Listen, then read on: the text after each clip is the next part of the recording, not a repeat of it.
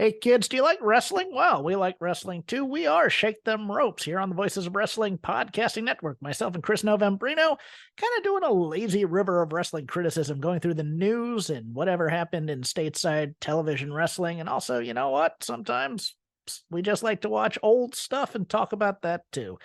Love for you to give us a listen. If you haven't already, we are Shake Them Ropes here on the Voices of Wrestling Podcasting Network. Hello there, everybody. It's me, Garrett Kidney, the co-host of You've Got to Be Kidding Me on the Voices of Wrestling Podcasting Network. And I am Liam Jones, my full name, and I am also a part of the Voices of Wrestling Podcasting Network as a co-host for You've Got to Be Kidding Me.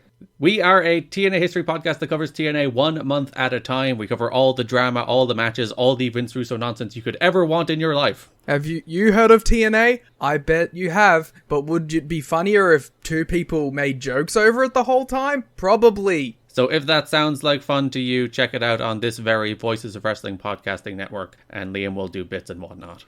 This podcast is a member of the Voices of Wrestling Podcasting Network. Visit voicesofwrestling.com to hear the rest of our great podcasts, as well as show reviews, columns, opinions, and updates across the world of wrestling. TNA is the best wrestling in the whole world. You've never seen anything like this on Spike TV. Looks like Planet Jarrett's a little bit off axis tonight. Thanks to you, big guy. T-Bar, get the... James, their careers are already dead. They don't need another lawsuit.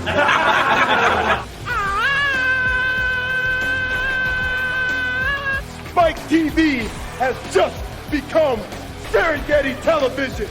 This is BS. This sucks. I've lost my objectivity, and I don't give a damn. Welcome, everybody, to You've Got to Be Kidding Me, episode number 41. We are a TNA history podcast that covers TNA 1 month at a time. On this episode, we are talking about arguably one of the biggest, most important months in TNA history. We're talking about October 2005 up to Bound for Glory 2005. I'm Garrett Kidney. I'm joined by Liam Jones. Liam, how you doing? I am good, and I am here, and I am ready to talk TNA 2005. You are completely present in this moment. Definitely not thinking about anything else. Your brain's not at all dangling toward Baldur's Gate 3. No, I'm definitely not coming into this with sort of a quiet quitting attitude. God damn it. I'm here, and I'm present. Every time I throw to you, which, by the way, if you remember on the last episode, you said you are now a professional podcaster who knows no bits and will have serious, honest-to-goodness points about everything. That's true. Because unlike certain TNA review podcasts, we're not little bitches who want to quit after 3 episodes. No, I wanted to quit after like 4. Those guys haven't even gotten to like the Jarrett Dutch era, where it's not even funny. It's just bad. They're still in the good era. Yeah, they're in the funny bad period with a little side bit of racism and homophobia. Okay. But, like, a lot of the bad stuff on those early Asylum shows is at least funny. And Brian Alvarez wants to quit after 3 episodes. Actually, I think it was Vinny. But still. Fake fan. I didn't actually watch the video either. I just saw the thumbnail of, like, we want to quit after 3 episodes or whatever it was. And I'm like, how dare they? And I was aghast. They're not cut out for this. No, they don't have it in them. Like us. True professionals. And on the last episode, you were like, because of our status above Brian Alvarez, you are so serious and determined and the best podcaster in the history of podcasting that you will have full detailed thoughts. So you can't speed run this, buddy. You have to give detailed thoughts and analysis of 2005 TNA. It was good. You nailed it. Good job. Anything else going on? How are you doing? I'm living life. To the fullest? To the fullest, to the extreme, doing everything I can do. My mic setup is a cup. It's very elaborate. Yeah, it's pretty intense. It's a real payoff of a watch-along bit where you had 9 cups on your desk and now you're using one of them as a mic stand. Yeah, you know, they mocked me. But now who was right? The man with a mic stand made of a cup. You've turned your slobbishness into practicality. That's the story of my life. And, you know, that's it. That's all that's been happening. You had a birthday recently. Who gives a shit? You're now old. Oh, well, yeah. You've now officially ticked into late 20s. Great. No, I'm a mid-20s. You're clinging to that until, like, the end of 27? That's fair. Why would I want to approach death any further than I am? Have you reached the stage where you think about how you used to see the olds in, like, the wrestling community and be like, look at the olds? And now you realize it's like, oh, there's a whole new generation of youngs who look at you and think, look at the olds in the wrestling community? No, I like to think that I'm in my prime now. Mm-hmm. I was a novice, but now I am a tastemaker and someone in the prime of their podcasting career. So before you were too young to have like the rounded experience and perspective, and before you fall into the trap of becoming too old and bitter and hated everything, you're in that sweet spot now where it's like the perfect amount of jaded. Yeah, I have enough that you need to have to function as someone who is talking about professional wrestling, but without being so jaded that I can no longer enjoy things like you. I enjoy things that are good. Yeah, but that's what jaded people who don't like anything say. That's the kind of attitude that 4 years ago you would have yelled at people for in Slack. It's true, but those are right. TJ Hawk was right all along. He's the most influential wrestling writer. Sure. It is like they're like, if you were to like who is among the most influential people in the wrestling like media sphere, there's a whole like branch of like TJ Hawkism. It's like Inokiism but for wrestling writing. Like they've that a whole bunch of people have went down the TJ Hawkisms. Yeah, it's scarily accurate. And I'm sure there's a lot of people who do it without even knowing that they're ripping off TJ Hawk. I don't think I've read a TJ Hawk review. I don't think he writes much. I know he came back to write because he's a big Bryan Danielson guy. So when Bryan Danielson was having real wrestling matches again in AEW, I know he reviewed a few of those. But yeah, what's most recent? He's in semi-retirement these days, I think. Just living life, being normal, having inspired a bunch of freaks to follow him down the path. He just reviews the Punk. Yeah, which is fair. Like, he's reviewed every Punk. Even the Collision ones? Yeah. Fair enough. But he's just the greatest of all time. It is legit. Like, he is most influential. We should write a letter to Dave to put him in the Wrestling Observer Hall of Fame. He would be the Wrestling Media Hall of Fame class. It's like, I know that TJ was a 411 guy, so you might be a little bit, like, jealous and upset that he wasn't a Wrestling Observer guy. But he deserves to be put in. Him and Larry, like, first ballot, Wrestling Observer Media Hall of Fame. And, like, you'd have to induct Dave, obviously. You'd have to... but he wouldn't do it until he died. Much like... It's the classic Vince thing where he wouldn't induct himself.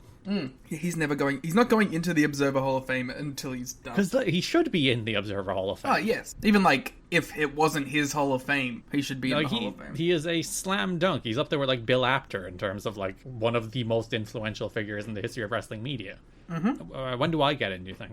Any day. I don't even ever get a ballot. I don't want one because I don't like the Wrestling Observer Hall of Fame, but I don't get one and that upsets me. I just want to be in the club. I want one. I want to be influencer. I want one so I can abstain every time. And so you can just be like cool and post the Twitter that you abstained. Yeah, it's just like I abstained from this year's Wrestling Observer Hall of Fame vote. Or spoil my vote by just writing in Shark Boy. So that you never get it again? And I'd be like, listen, statistically speaking, based on the Shark Boy and Lava Girl lawsuit, he's probably drawn more than a lot of wrestlers. So yeah, there's probably a case for him in there somewhere. Yeah, I'm sure there's a really in-depth case for Shark Boy. You can make like a most influential case. AEW and Discovery do a whole Shark Week now. Did you know that was based on Shark Boy? I did not know that. The whole thing. Wow, that's impressive. Remember how wild Sharknado was? Yeah. Him. Whoa. Now, you're not telling me he had anything to do with the Meg. Him. Whoa. Oh, the Meg 2 is out. I haven't seen it, though. We're in a good run of movies. There's a lot of good movies to see, but we've had a little dry spell of good movies, and we're likely to have a dry spell of good movies. Was that like an ocean joke? Mm-hmm. That's good. Well, quick, hit him with your Barbenheimer thoughts. I haven't seen Barbie yet. What the fuck? I know, because I've been prioritizing Oppenheimer because it's the bigger watch. So I was like, I'm gonna get Oppenheimer out of the way first. But my local IMAX screen, it kept fucking selling out because they were only doing one airing of it for the first week in IMAX, and it kept selling out. And I was like, well, fuck off. And I eventually saw it the other night, and that is a tremendous movie, just a heaping movie that will make you distress about all of humanity because we suck and we're the worst and we like killing each other. And I now need the antidote that is Barbie. 3.5. 3.5. Again, well, if you got full frontal from Cillian Murphy, it'd be 4. It would be up to 4. That's fair. Yeah, it'd get the half. It was the false promises that really dragged it down. Yeah, it would go up to Barbie's level as a force. You've chosen your side in the war. Mm-hmm. And it's correct, objectively. Yeah, Oppenheimer's it's a great... It's just such a... Again, like the subject matter, but then there's the filmmaking and the performances and the filmmaking. Like, the tremendous pace of it is was the most, like, shining thing to me, is that they managed to keep everything moving and consistent over 3 timelines that didn't become, like, jumbled or confusing. Yeah, and the thing where, like, a lot of movies would have ended on the bomb, And they're like, fuck you, you're sitting in the aftermath of that bomb for an hour. You're sitting there, and it fucking sucks. Sucks for everybody. And you're going to just soak it all in for an hour. Like a lot of films would have built, because the climactic moment of the movie is the bomb. Well, the test of the bomb, not really the bomb itself, because they don't show the bomb itself. But like the climactic scene is the test of the bomb, like the way they. Yeah, I was ready to pack up and get to Barbie. And then you sit there for an hour with just the aftermath. You have to live in it, and that was such a great choice that you forced the audience to live with it for a while instead of just letting them out. You know, it's like, oh, you got to the big climactic moment, and you don't have to sit there and stew in that moment. You can just go to Barbie. Instead, you have to stew in that moment for a whole hour, and it sucks in the best way imaginable. True highlight of the movie was the first time that I am become Death Destroyer of Worlds was uttered. It's very good, to be fair, it is. Not only did I cackle in the thing, I was like, come on! And when they play it in the moment where you would more expect it, it is the audio of the first one. So when you think about how, like, the context of that audio, it makes it even funnier when they play it in the moment you would expect. So, that is arguably a better joke than anything in Barbie. But, I don't know, like, it was meant to be a little silly. You can't do that and not be like, that's a little absurd. So that's movie horror. I also saw Mission Impossible. That film rocks. Oh, one day. What a great movie. Tom Cruise, what a man. Still haven't seen Fallout. 76? No. Mission Impossible. Oh! So, anything else you'd like to talk about Pivot to? Do you have a Final Fantasy VIII update for our friends? No. You've abandoned Squall, you've given up? I'll get to it. I got a bigger and better game to play. You just want to play Baldur's Gate 3? So goddamn badly! It only just came out. When we started this call, Liam sat in silence while I was waiting. It's like 2 a.m. for me nearly, by the way, as we record this. But Liam sat there for half an hour as he made his character in Baldur's Gate 3 in silence before we started this podcast. And do you know why I was making it now? Because I couldn't wake up early? Because I was up till 2 a.m. playing TEW with you! You asked to play TEW! Nah, you wanted it. Wait a minute. Let's load it toxic language. I don't want to be part of that. That's on tape. No. But, yeah. I'm very excited about it. I want to play it real badly. And that's why we're going to talk about the news. But before the news... Fuck! It's not like we have a structure at this stage where it's opening banter, Patreon plug, news, talk about shows, closing Patreon plug. We have done this for 41 episodes now. You can head to tnachat.com, patreon.com/kiddingme, where you can support the show and get a bunch of extra content for your money. Can you believe that, Liam? Wow, what can I get? You can get a watch-along of not only Bound for Glory 2005, but also the first episode of Impact on Spike TV. 2 watch-alongs this month at no extra cost. I should go do that and pay money.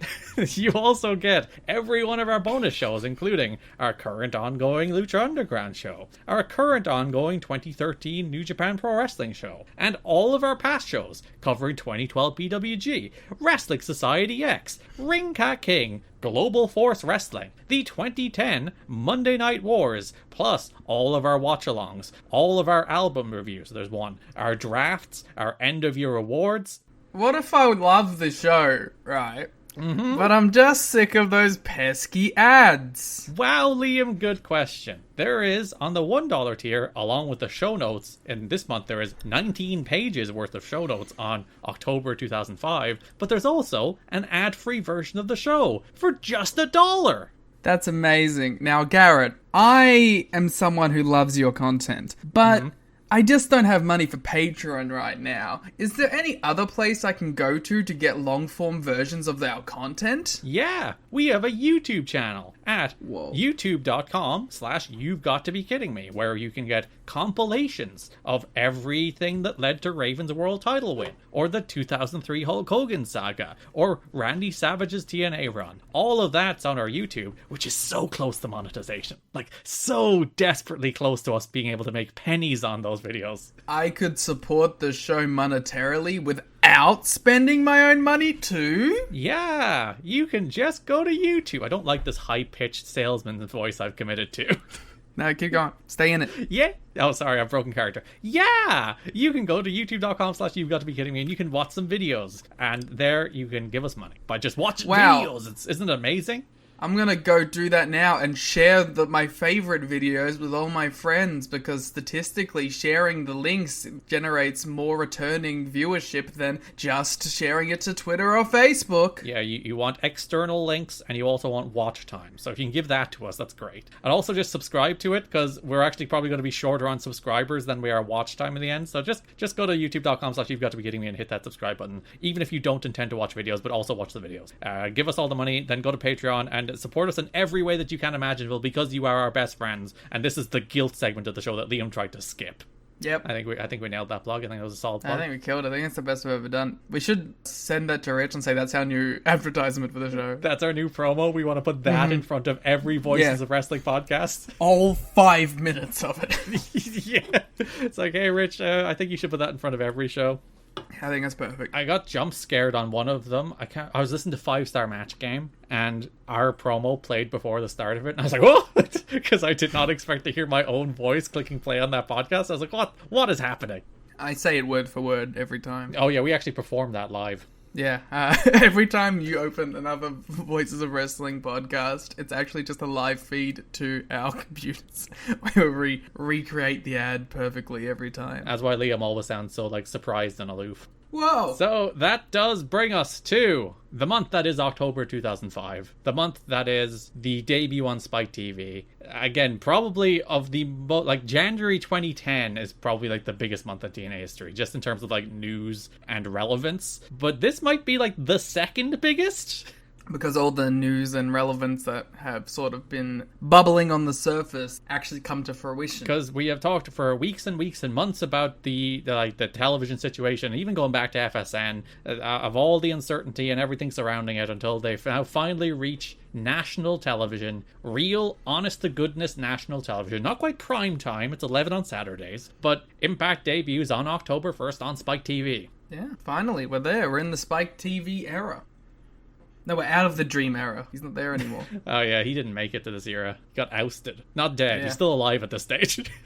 We'll do a full rundown of the first Spike episode in a moment, but we'll start with the first news story. With just over 2 weeks before it premieres on Spike TV's Slammin' Saturday Night block, TNA moved the NWA World Heavyweight title from Raven back to Jeff Jarrett. Fuck off. How you feeling about that?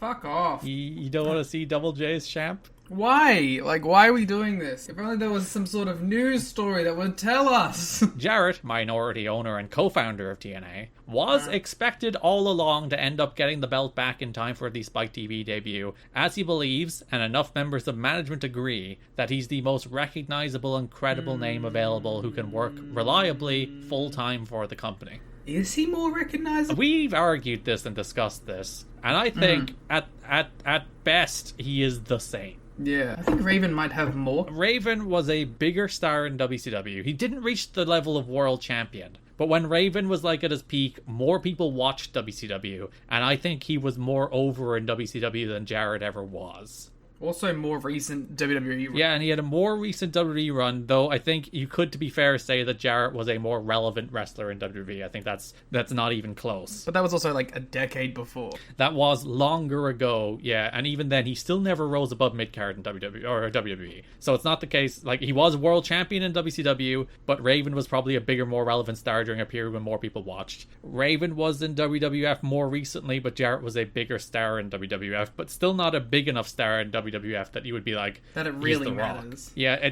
he's marginally better, but not meaningfully so. And then Raven also has underground ECW cred that Jeff Jarrett doesn't have. Yeah. So I would say at best they're the same. And it's the other contenders are Rhino, who's probably the same as those two, but lesser, if you know what I mean. Yeah. Same sort of atmosphere, but at a lower level. And Jeff, but then you have to look at that reliable part of the reliably work full-time. In a world where Jeff Hardy is completely clear-headed and entirely firing all cylinders, it's Jeff, every day of the week. But we've seen over the last year, nowhere near where Jeff Hardy is. So, yeah, I don't buy it. I get why they keep going back to the well, but I don't buy it. It should just be Raven or anybody else. Or we'll talk about, they should have just done the title change on the first episode. Or just do it at Bound for... Yeah, do it literally any time. And like there's an argument that like, oh, this creates buzz heading into the first episode, which I call bullshit. I think a world title change on your first episode is a bigger deal. You can plug a title match. Jarrett Raven, the rematch of the biggest match in company history. They have not touched each other in the... Well, they've done some tags and multi-bans, but they have not gone one-on-one since that April 03 match. It's been over 2 years and you haven't gone back to it. Raven Jarrett 2. Yeah, you could have done Raven Jarrett 2 as the main event on Spike. I don't get it. I don't. It's stupid. Very silly. If you're wondering, well, where the hell... You talked about Unbreakable, and now you're talking about the Spike debut. Where the hell did this title change take place? Is a good question. The title change took place Thursday night, September 15th, on a Border City wrestling event in wonderful Windsor, Ontario, Canada, promoted by TNA head booker Scott D'Amore. There is speculation about why the belt changed hands outside of TNA's pay-per-view or TV events. One theory floating among TNA wrestlers is that Jarrett is despised by the fans in Orlando who attend the TNA events regularly, and the anti-Jarrett chants might have gotten out of hand. Which, to me, again, that's a good thing. He's a heel. I guess the idea is that, like, they want... It's not so much the, like, get booed by these fans thing. It's the, like, how smarky and insidery are they going to be with what they say as we are projected to a new audience for the first time. Which, that might be fair, given toward the start of this year, they were actively, like, chanting, drop the title at him. Yeah, so, like, that's what I assume they mean by that, not, like, just heat. Or fans might have made a scene, such as standing up or turning their backs, or something equally distracting. And then, my other point about that is, like, if you are so concerned that your audience hates this decision so much, why are you doing it? Yeah. These people, I will never get this. I will. Well, it's just that Jarrett is a charismatic individual, and when he's in a room with people booking stuff, he can convince people that he's the right decision. Even when he's not, and he's often not. And for a long time, he hasn't been. And he hasn't not been champion long enough that I'm, like, somewhat okay with going back to him. Like, if it's been 2 years, I'd be like, you know what, alright. It's been 2 years, but it's been 4 months. And also, the Raven run has been fine, but it hasn't been, like, world-changing. Yeah, we were talking about this on the last episode when you dropped him for your new favorite toy, Rhino. That Raven, like, basically, he just became a nerd who got beaten up and was, like, even upstaged by Jarrett on every... Like, Jarrett was like, I'm going to be champion on Spike. And then he is! So it's just like, Raven was overshadowed, and then he got beat up by Abyss and Rhino for the entire summer. I also feel like he never really did anything. And he never talked. He never did promos. Yeah, he never cut promos. It was like, they knew what to do with Raven up until he won the title, and then once he had it, they were like, we have no fucking clue what to do with this guy. There's also a theory that it could have been a favor to D'Amore, but I don't think you'd book a world title change like that just as a favor to D'Amore to pop a local Windsor number. Maybe the idea of, like, we're gonna do it on this. But then, you know what? There's one thing that goes against that, is that, like, they barely promoted where this happened. Yeah, it wasn't like, you know, they put a shining light on Windsor, Ontario. Or like, BCW. Like, they mentioned it, but it's not like they were, like, at this giant, like, BCW show. I think there is a certain segment of fans that saw this and probably thought this was a TNA house show. Which I was actually in Windsor for the first time between episodes. For a TNA house show. Yeah. It's actually Slammiversary, you might have heard of it. I should have went on pilgrimage to the site of the controversy in Canada. Like, this ended up getting a name. That would have been a great bit. Just be showing up. I can't remember the name of the building. I looked it up, but it's because this match is online. I think so you can see highlights of the show online, but... You and Scott D'Amore go to the controversy in Canada arena. We'll pay a visit. Talk about how they popped the house, baby. That would have been a good bit. The plan within TNA for weeks was for Jarrett to regain the title at the BCW event. The feeling within TNA is that nobody else is qualified to hold the top belt at such an important time in company history. But in a PW Torch poll with well over 1,000 votes, and obviously this is a very skewed audience if you're a Torch subscriber or a Torch website visitor. Yeah, the big fucking Mark idiot like us. 78% indicated it was a bad move to give Jarrett the belt, 10% said good, and 12% said it doesn't matter given the X Division will carry the company anyway. Damn, that's like the actual smart listeners. Yeah, it's like AJ's the one that really matters here, so who actually gives a shit? Damn. Can't believe that's a way better response. The minority said no, that they were against the move, Jarrett as champion. And like, no, I'm not going to defend Jeff. You're going to try and spin it? I was going to do my usual, like, Jeff is a good performer, but I'm like, fuck it, nope. Yeah, he's a good goof. And I'm going to go back to one of my other talking points, the Jeff Jarrett defense squad these days. Oh, here we go. You didn't live through this. The people who were like, actually, Jeff Jarrett is always good. It's like, you didn't live through this. You didn't have to suffer this dude constantly making himself champion over and over again. It's like, imagine the Triple H reign of terror, but multiple time, and it's with Jeff Jarrett. At least, you know what, we will. I will actually defend him a little bit, because this is the month where he does become a goof. So, oh yeah, like I think like that's what's gonna be like somewhat of the saving grace is him like as world champion, but with the idea that he's like not to be taken seriously. Because the worst is when it's Jeff Jarrett world champion who's trying to be serious. Yeah, Stone Cold Jeff Jarrett, but also world champion. Who's trying to like represent the legacy of the belt in how he acts. Like, that's dumb. Just be a big idiot. Yeah, he's trying to do what like Nick Aldis did, I think, a lot better over the last like 5 years, as like a guy who is the world champion. You know, I act, I look, I talk, I dress, and I wrestle. That was him in the Asylum era, for sure. He was trying to be that, and I think Nick Aldis did a great job of that, particularly in like the early days of the NWA relaunch. And Jeff Jarrett was just never that. No. And so, like, the idea of him being a slimy little man who's trying to protect his very fragile reign at the top. I wonder where that comes from. Like that being his character instead of a serious pro wrestling champion man is way more appealing. The idea of changing the title on that show was actually planned close to 2 months ago. It was one of those deals where everyone was shocked. TNA management was shocked that somehow the story never got out, although Raven himself wasn't told about the title change until 2 days beforehand. I wonder how that story didn't get out then. The 400 fans in Windsor were so shocked that even seeing Jarrett win and being announced as champion, even with Mike Tenay there, because they brought in Tenay to do like some commentary and some stuff, and JB was obviously filming it, I believe, that most were leaving the building thinking it would be an overturned screw job and didn't believe they'd actually seen a title change, because it is the classic like do a dusty finish, overturn it on a house show, right? I love that Dave. That's such a Daveism to be like, to equate the thoughts of the two people that sent him in their results to everyone in the building thought this. Like, there was one guy who sent Dave results from the show, and he said that, oh man, I think they might just reverse it. And Dave then equates that to, there were all these fans leaving who just didn't believe it. One man can speak for 400. It's just funny to me. How do you know that dude didn't go around the entire building in Windsor and take a poll? It's actually where the PW Torch poll came from, that one dude in Windsor. Being like, how do you feel about this? How's it going? Did you think it would be overturned? It was Keller. Oh, working for the Observer. Sending it into Dave. Yeah. And please credit PW Torch. Dave's like, I don't do that. Just give credit.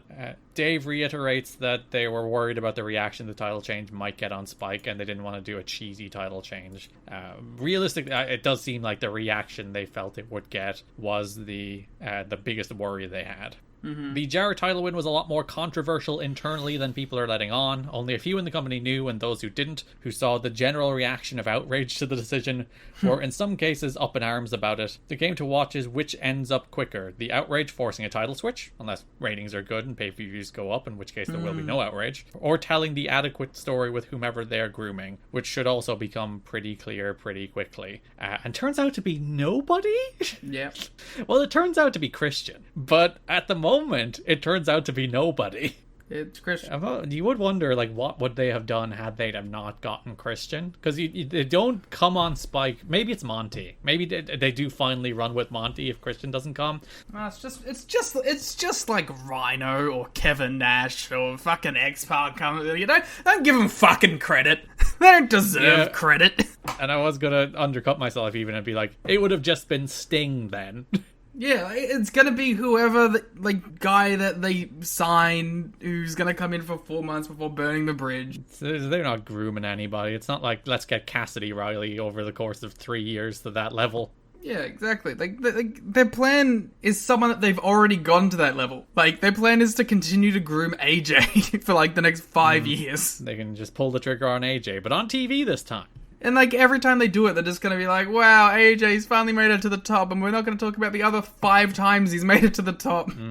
And we're just gonna keep running that over in fucking circles, because that's all they do. All they do is build to a big AJ title win, where then it's like, wow, he finally did it, and then, like, he loses it, like, 2 months later, and then we start it all over again. This company, over the course of October, does go back to TNA default position of NWA champion Jeff Jarrett, Tag Team champions America's Most Wanted, and X Division champion AJ Styles. Yeah, it's fucking annoying. It is funny how there is like a gravitational force, and it's not just like those guys, it's those guys at once. Every time they hit like a reset position, it's like back to Jarrett Styles AMW.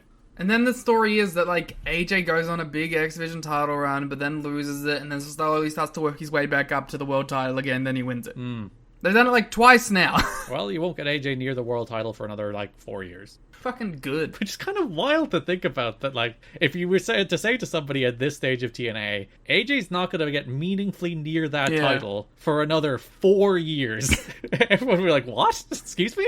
He's gonna be comedy goof for a while. Yeah, have a couple tag team runs. One of which is very good, to be fair. The other which was actually pretty good too, so you know what? They were right. Tom. Even the booking team, which was strong on it being the right move since they came into power, maybe second guessing since Scott D'Amore was badly heckled at the hard homecoming shows by some fans, specifically for making Jarrett champion. That rules. We'll talk about how it happened in a moment when we run down the actual first Spike show, because that's where they explain the angle. But yeah, Jarrett's your new NWA champion heading into the first episode on Spike. Crowd went mild. Don't you. I'm so upset at you. Why? That's like the one comment people leave in every social media post, to the extent I'm furious. Even when crowds make noise, they leave it there. I'm like, the crowd just made noise. What are you doing? And then someone like I love mocking Tito Ortiz on August 1. It's my favorite thing. But then like 2 people left in the crowd go mild comments. I'm like, fuck off. Come up with an original thought, you cunts. Sorry. I'm deeply triggered. I've been giving out to somebody about this week. So it's very much on my mind about these annoying people. You're one of them. You're part of the problem. Crowd goes wild. That brings us, we'll do a full rundown. We don't normally do individual episodes, but this is an important individual episode, to the first episode of Impact on Spike TV, October 1st, 2005, taped a few days earlier on the 27th. From the Impact Zone in Orlando, Florida. It's the 65th episode of Impact, the debut on Spike TV, and for me, like, a borderline perfect episode of TV for what it was trying to do. See, you love this episode of TV way more than I do. Like, I think this is good TV, and it's purely because I'm looking through it with 2023 AEW TV exists eyes, and I'm like... If you're like, this doesn't have a match oh of my the god, year let me candidate, finish my thought! Let me finish the words coming out of my mouth! I need to tell you to fuck off first, but go on. I was just gonna say, for it to be a, like, actual perfect, like, episode of television, I need, like, a match above 4 stars. But, with the understanding that this is a debut episode, and we're going in there with a specific set of, like, a plan to go in there, show these guys off, introduce people to a new audience, I think it, like, succeeds thoroughly at it. You're also dealing with an hour. Yeah. Which is harder to give people the time to have a 4-star quality match without shortchanging everybody else. Mm-hmm. But yeah, I really do think, like, this as, like, a cohesive piece of, like, this is what TNA is. That's, like, the pitch of this mission statement. This is who AJ is. This is what our tag team division does. This is, like, the big angle. These are the big debuts. They put the X division front and center. They put their homegrown guys front and center. They introduce them well for the most part. I think they do a darn good job of just being like, this is TNA. And I think they give people a pretty darn good reason to come back next week. Yeah, that's actually something that's really great, is their week-to-week sort of promotion. Like, there was talk when Collision debuted, which I did really enjoy the first episode of Collision, but I think one of the criticisms after that first episode was like, that was a good episode of TV, but they gave no reason to come back next week. And I'm like, they kind of didn't. You're right. Mm-hmm. Which is something that they've gotten better about now, because every time you're watching Collision, they always go like, this is what's on next week's Collision. Whereas, like, this episode ends with, like, the 1-2 punch of the debut of Team 3D and the return of Kevin Nash, and then ends with 3D setting up the match against AMW for the next week's episode. And it's like, that's a good hook for next week. That's good job. So the episode opens with a Barry Scott narrated video about all the moments building in TNA, how they toiled in fields of relative obscurity, but they toil in anonymity no longer. And like, I kind of love that they like pretty honestly pitched themselves as that. It's like, listen, we've kind of been under the radar. We get Fox Sports wasn't really a real TV deal. We wouldn't have said it at the time, but we get it kind of wasn't. But this is the actual big stage. I keep reading toiled in the fields of relative obscurity as toilet in the fields of relative obscurity, and I'm like, that's accurate too. Yeah, you live in Australia, you have outhouses. Not anymore. But you do have toilets in fields of relative obscurity in your country. I think more than most countries. Suddenly veered into Australian racism. Not a good look. I do find it funny that, like, because they focus on the champions here. They're like Styles, face of the X Division great, Jarrett, cunning, coy, NWA champion, the Naturals. And the Naturals are also here. They're like, oh, youth and experience, vigor, they're great, we love them. But it's like, oh, the Naturals, huh?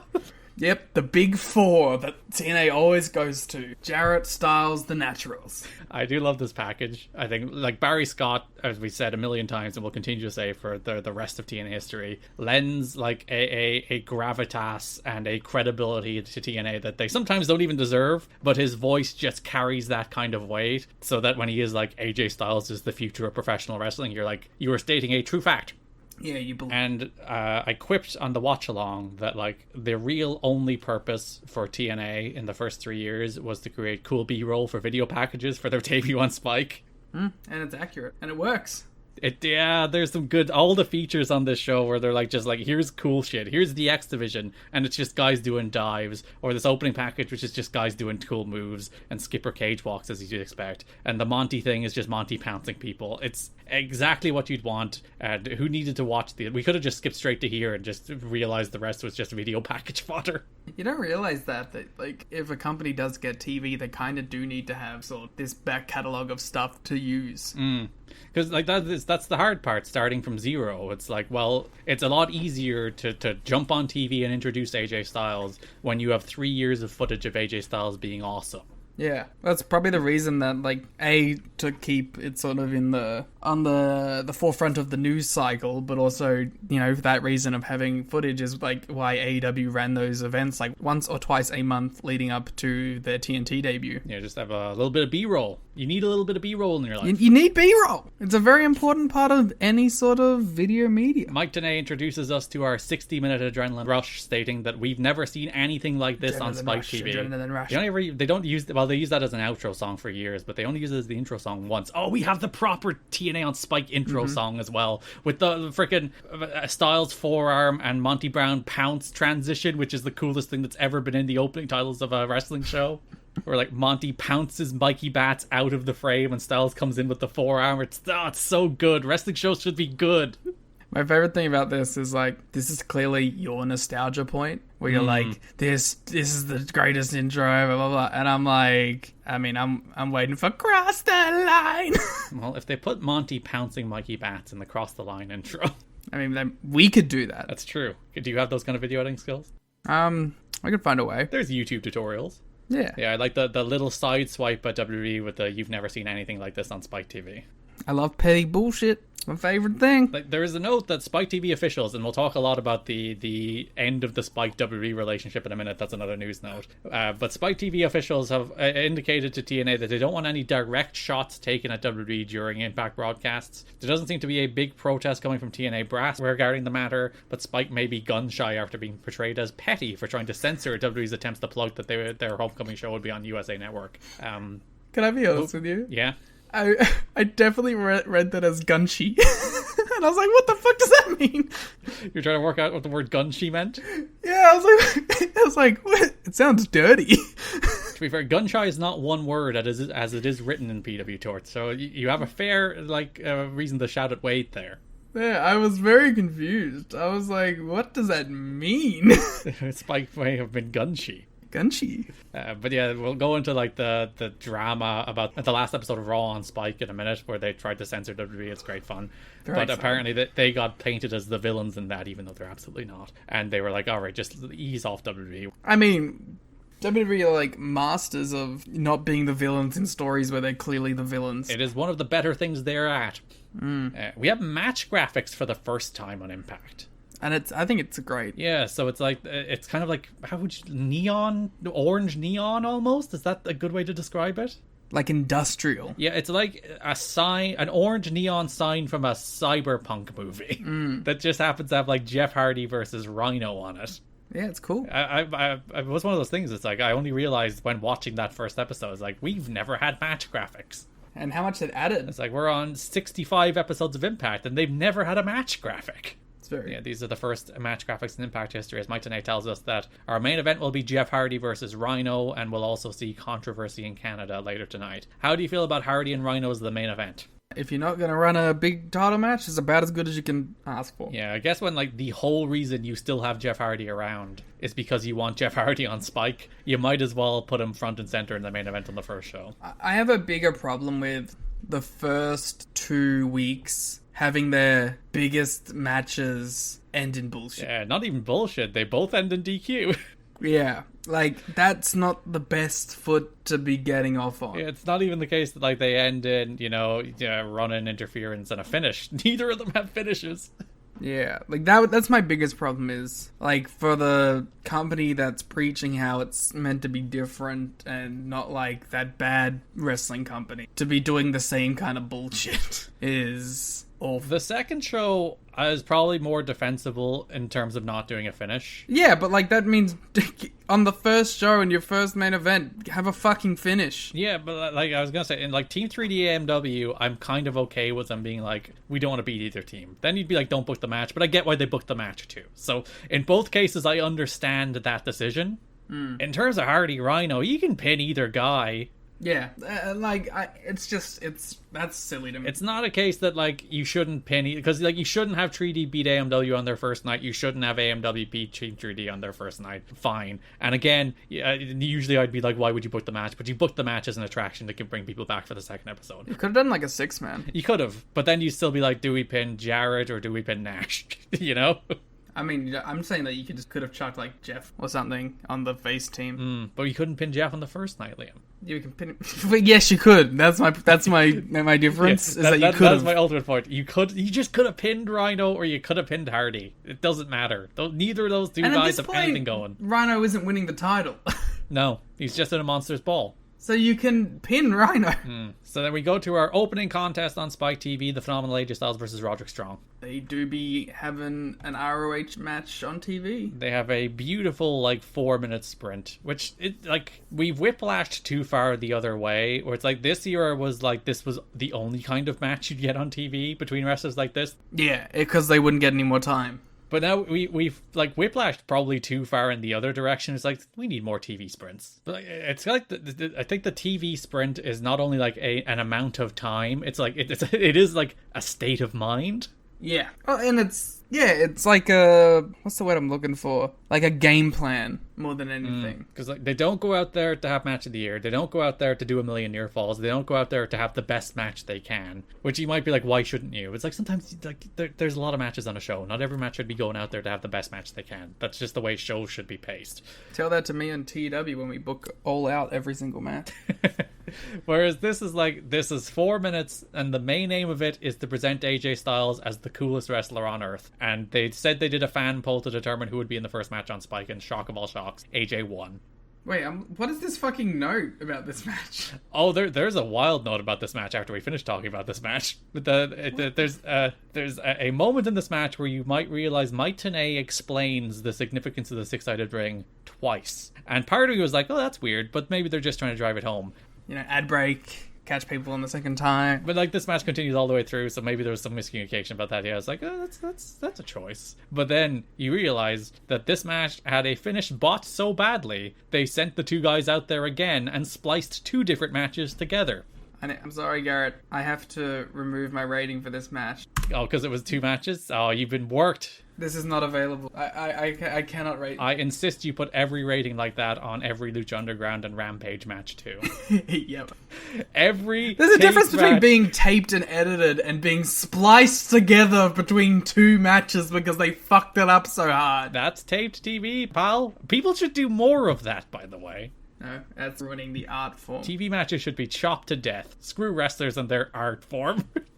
You've been in the business too long. The match was originally meant to be 9 minutes, cut back under 5 when it was decided they would have a better match that was meant to showcase Styles than go out there and have an even Stevens match, which was probably the right call, because Strong is great, but AJ is the face of the company and shouldn't be going 50-50 on the first episode of Spike, unless it's with, like, Joe.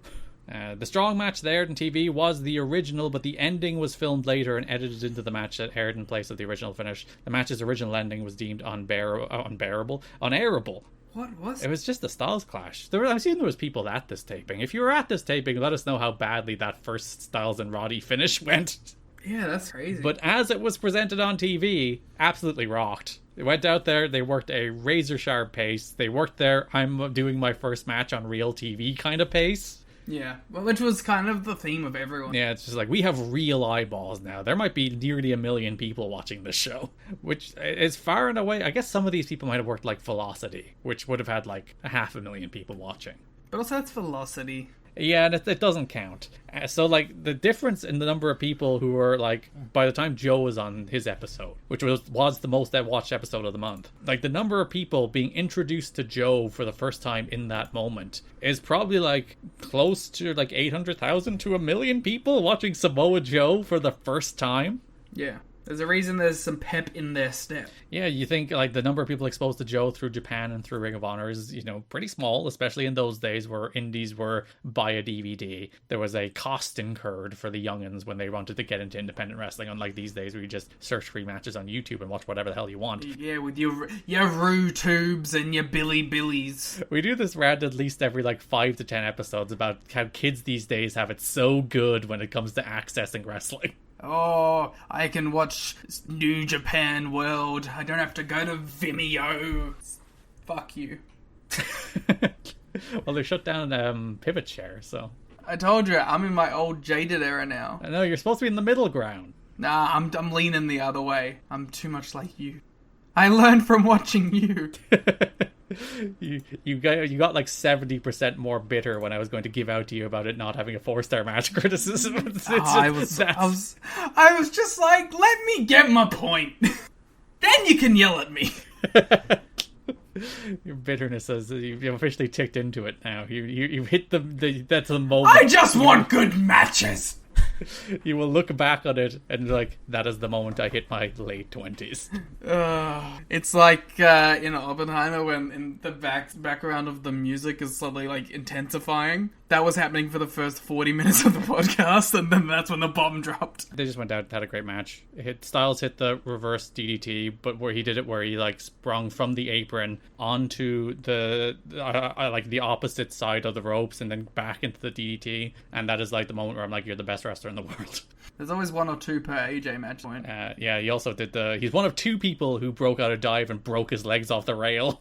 Yes, it was a big night for that. Showing his true commitment to the brand, him and Chris Sabin just shattering their shins and ankles off of guardrails. I wonder how many people tuned into this show and saw TNA for the first time and were like, what the fuck is this ring? Yeah, because TNA does explain it. He's like, it offers more options for high-risk offense, it's very unique, it's better for the X Division guys, that's like the pitch. But like that's the appeal, right? It's meant to stop you in your tracks when you're changing the channel. You're meant to see like, oh, like that's the wrestling ring that I'm not used to. And then all of a sudden you're like, well, why is it like that? And you stop and watch for a few minutes and hopefully get hooked. Do you think that in 2023, in a post-TNA Spike TV world, that if a company debuted on a mainstream channel with a 6-sided ring, it would still sort of blow people away in that same way? I'm not sure. I don't know. Because, like, how many of the new AEW, WWE boom audience, right? How many of them have seen the 6-sided? They would be aware of it, though. Maybe. Do you think that these 10-year-olds who watch The Bloodline and think it's the best shit ever know what a 6-sided ring is? Well, the 10-year-olds know. By 10-year-olds, I mean all of their fans up until, like, 25. Yeah. But, like, if you were, like, of the years 18 to 25... I picked the 1 year younger than me to insult... Yeah. As the cutoff. Yeah. You're a smart old man now. We've discussed this. This is the theme of the show. That's so fucking funny that I defaulted to the 1 year below me. If you are an 18 to 25 year old watching the WWE and that's all you watch, You're a fucking child. Because of what we talked about earlier about, like, the access to like, classic TNA, like, they would have seen, like, they would be aware that a six-sided ring is associated with TNA. Maybe. I think it would be still a significant number of people who would, but maybe less than you would assume. But like, I think it would still be eye-catching for the same reason it was for TNA, but I think a pretty large amount would be like, oh, it's like TNA. Even if they didn't watch TNA, they'd be like, that's the TNA thing. That's the thing I know about TNA. That's the AAA thing. Yeah, TNA stole the AAA thunder. AAA must be raging. Daniels watches on from ringside because he will get the X Division title match. It's his rematch after losing at Unbreakable, but it will be Iron Man 2 with Bound for Glory. Strong sick kicks Styles into the corner, falls with a backbreaker, but then Styles wins with the Styles Clash. A lovely 4-minute TV sprint. The crowd are going apeshit for both matches, I guess. They're going crazy no matter what. And Styles looks great. It's a great kickoff to the show. It's super high energy. Strong's the perfect guy for him to be in there with because, well, he's Roderick Strong. And great way to start a TV show. Shout outs to the people who went to this taping, got to see 2 Roddy AJ matches. Yeah, it's so funny that they didn't air one. Like, they didn't just say, oh, we'll just air the second one. They were like, the start of the first one is better, but the end of the second one is better. So splice those bad boys together. And it worked. Like, if I didn't read this note. Yeah, the only tip-off is the Tenay commentary, which most people would be like, weird that he explained it twice. Mike and Don welcome us to the show. They plug Monty coming up, more X Division is coming up, Rhino and Hardy's our main event, and explain that they will show all the controversy in Canada footage as Jeff Jarrett is once again NWA World Champion. We get a feature on Monty Brown. Vignettes! Where they finally pull out the actual money. Well, I wonder is it Spike money, or maybe Spike have the archive somehow. But there's finally Monty Brown football footage. Yeah, I'm guessing like Spike just owned or had it for some reason, or they were like, "All right, we're debuting on TV. We should license," because they actively like shout out, "Oh, that's NFL Films footage." So like they got it from somewhere, NFL Film. Maybe whether they just asked. Yeah, it might just be a case where it's like, "Oh, it's just a $50 license fee," and it's like, "Oh, good." Yeah, as I've learned from doing the Cinema Club stuff and getting licenses for things, it's not as expensive thing. Well, depending on what you're asking for, and I guess it probably depends and the context asking as well. Yeah. Like, if you're like, I need this footage to broadcast, more expensive than, hey, I'm renting, essentially, this movie to display at a theater. So, yeah, they showed Monty playing football, doing tackles, playing for the Patriots and the Bears. I don't Bills. describe it as a tackle. I like to think he's pouncing the other football. And in that moment, he's like, wrestling. He goes, ah. No, he goes, ah, these days, apparently. He should have had Immigrant Song. Because Franchise has Monty, and Franchise is like, ooh, you're an action franchise. And Monty is just like, ah!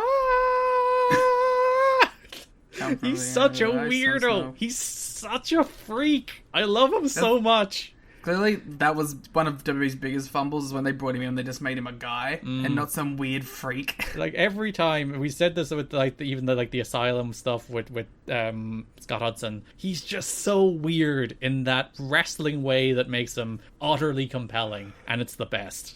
The nerd he's about to face will feel the pounce. Raven then tries to break into the impact zone with the trash can. He's like, "You screwed me. You took my belt. What the hell's happening?" Before Larry Z has him ejected. The thing about Raven is. He made it to the top with arguably, like, the worst he's looked physically. Yeah. Like, he does not look like a guy that I would... Like, if he was still 2003, is that when he came in? End of 03? Start of 03, January. Start of 03. When he came in 03, that was a guy that was, like, my top guy. Now, he just looks slobbish, and I kind of get moving away from him. I would have done it in a better way. Also, like, this is it. Raven's done as a top guy in this company. He's never even remotely near it again. Yeah, I wonder how much of, like, if Raven still looked like he looked at the start of 03, I wonder if that would have been a different consideration. Like, the rest of this Raven run is, like, a year-long feud with Larry Zbyszko, which you can look forward to. And then, like, the weird serotonin stuff, which is, like, fine for what it is, but it's not important. And then he's done. Until Dr. Stevie. Yeah, and he comes back right in your nostalgia window. The first show I ever watched. The first segment I ever saw. Ever in your life. Of TNA? Yeah. You did exclaim, "This is TNA," when Raven tried to break in and hit Larry with a trash can. Yeah, because it was just, like, so out of nowhere. And I was like, this is what TNA will be for the next decade. Monty then had a squash. He beat Lex Lovett. He pounced him. It was cool. He's Monty Brown. I love him. We had a feature on the X Division showing, like, a parade of cool moves again, making very good use of their B-roll. It's so much like Much like Oppenheimer. The pacing of this show with its editing is really well done. Just like, boom, boom, next thing. Yeah, because you have an hour, which, like, in practicality is 42 minutes. Yeah. There's a lot they need to squeeze into this 42 minutes in terms of, like, introduce Monty, introduce AJ, do an X Division match, do a main event, and then do a main event segment. And, like, apparently they a bunch of stuff had to get cut down. We'll talk about that, especially in the main event segment, where that segment is very clearly cut to shit. And, like, the next match is even cut down. But I think probably for its benefit, the Sabin, PD, and Shelley match, I think it's probably better off that match was, like, sliced a little bit. But yeah, it's like, oh, we were even a little too ambitious for what we were squeezing into this show. Yeah. But hey, it worked in the end. Just had to get to the old cutting room floor. Yeah, and the benefit is, as you said, it creates a show that has, like, a propulsiveness to it. That is just, like, everything. It is, like Mike Tenay said at the start, it's like your 60-minute adrenaline rush. That's, like, the pitch of this. Which was the same thing they used at, like, the start of Rampage, if you remember, like, the fastest hour in wrestling. It's like the idea of, like, this hour will fly by, and it does. These episodes are much easier to watch than some of, like, particularly the FSN era episodes were. Of course. Sabin, PD, Shelley in a 3-way. Rocks. They're just doing a bunch of bullshit. I kind of love that, like, this match is on the first episode on Spike. Because, like, everything else I think is, like, a kind of default choice. Like, there's gonna be an AJ match. Monty's charismatic, give him a promo, give him a squash. And our stars doing a match in the main. Yeah, everything else is kind of like, well, if 100 people were to book this show, 100 of them would have booked the rest of the show, you know? Yeah, I get you. This match is the one that I'm like, this took, like, a little bit of, like, faith in these three guys to put on this show, in the sense that, like, if you had 100 people book this show, I think maybe 10 people book a match like this. You might get a Sabin squash from a lot of people. But, like, this specific with time 3-way instead of, like, even doing, like, a 4-way, like, it's such a specific set of circumstances that led to it. Yeah, and it's like, it's the 3 Scott D'Amore students, so that's maybe why it ultimately ends up happening with Sabin, PD, and Shelley. But it's like 3 TNA guys, 3 of the better guys in the X Division. It's just, you want to establish that the X Division is more than just AJ, which I think is smart. You give them, like, as you said, a surprising amount of time. I know they had some chopped off, but they still go out there and absolutely kill it for, like, 8 minutes. It's a really great match. They kick ass. Sabin does the through the leg Shelley suicide dive, so we get, like, a little bit of machine guns. Yeah, we had a little taste. Sabin breaks his shins doing a springboard moonsault onto the guardrail. Don West is like the X, in my mind, stands for extreme. Also, Shelley has found his look now. Yeah, he is. He's Alex Shelley, and we're right on the verge of him, like, going into Planet Jarrett Paparazzi Productions stuff, which is where he finds his TNA sense of personality. Anyway. Yeah, we're on the road to the machine guns. It feels. They did a machine gun spot in this match. Yeah, I was like, oh. Sabin pins Shelley with the cradle shock, and you like, Spike debut. You didn't do a Canadian destroyer. You're crazy. Because if you look at the video package, there's like 3 Canadian destroyers in the video package before the match, and you're like, you're crazy. What do you? Oh no, he hits it after the match. There you go. And then it was in that moment I was like, Scott D'Amore's the greatest of all time. Like, he's like, I know that Petey's not winning, but he's got to hit the destroyer. Got to hit the move. You got to get the move on the Spike debut. Exactly. Franchise asks Larry about surprises. He's like, wait and see. But then Tito Ortiz shows up. August 1 warning. We are pretty close to August 1. 10-year anniversary of it, for the love of God. Asks about the business they have to take care of, and Larry invites him into his office. Huntington Beach? The Huntington Beach bad boy. Which is where Joe was built from for a while, wasn't it? Huntington Beach? Yeah, I think he still is. Not the Isle of Samoa, which is where he was built from in TNA. Yeah, I think they're back to Huntington Beach. We have a feature on the 3 Live crew about how funny and entertaining they are. And they'll face Team Canada next week. Great. That brings us to the main event of the show, or, well, the last match. It wasn't the thing that went on. The main event was the segment. Rhino and Jeff Hardy. They did some bullshit, and then a bunch of people came out and beat them up. Yeah, it was the weakest of the matches on the show, and that includes the Monty Brown squash. Because that rocked, and the 2 X Division matches rocked, and this was just kind of there. It continues the streak of 2005 Jeff, unless he's falling off ladders or the top of the Impact Zone, which we'll get to in a little bit. He's not particularly interesting these days, and this is a not particularly interesting match with Rhino. Let me give Jeff Hardy a little credit. It does look like he cares, at least now, because there was a run where, like, visibly it didn't look like he gave a single shit what he was doing, and now he at least looks like he is enjoying being at work. I'll give him that. I think I'd go as far as to say, like, he doesn't actively not care, Yeah, like maybe I'm giving him too much credit, but it's above the state of where he was like 6 months ago. Yeah, it's like I would struggle to go as far as to say he cares, but I would say he doesn't like not care. There's an improvement. He's in like a middle indifferent but willing to try here and there phase. The match is pretty much nothing. Abyss jumps in the ring and causes a no contest. Post-match does rock, because it mostly just sets out a bunch of guys running out, lights out, Sabu runs wild, crowd go nuts for Sabu. It's a good build to the Monsters Bowl. You know what I've come to really appreciate? Me? Oh, I don't need to come to appreciate you. Oh, no!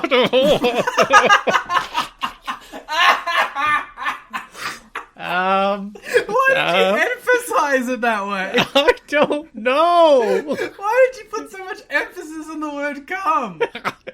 You trapped I don't me. have to come to appreciate you. That was entrapment. Sir, I protest. That was gonna be a nice sentiment that I always appreciated you, and then you trapped me into saying something filthy and dirty. How did I do it? It's setting up phrasing. I didn't do anything. You, sir, put the words in my mouth. I'm crying. I have come to appreciate. Don't shudder while you say it now.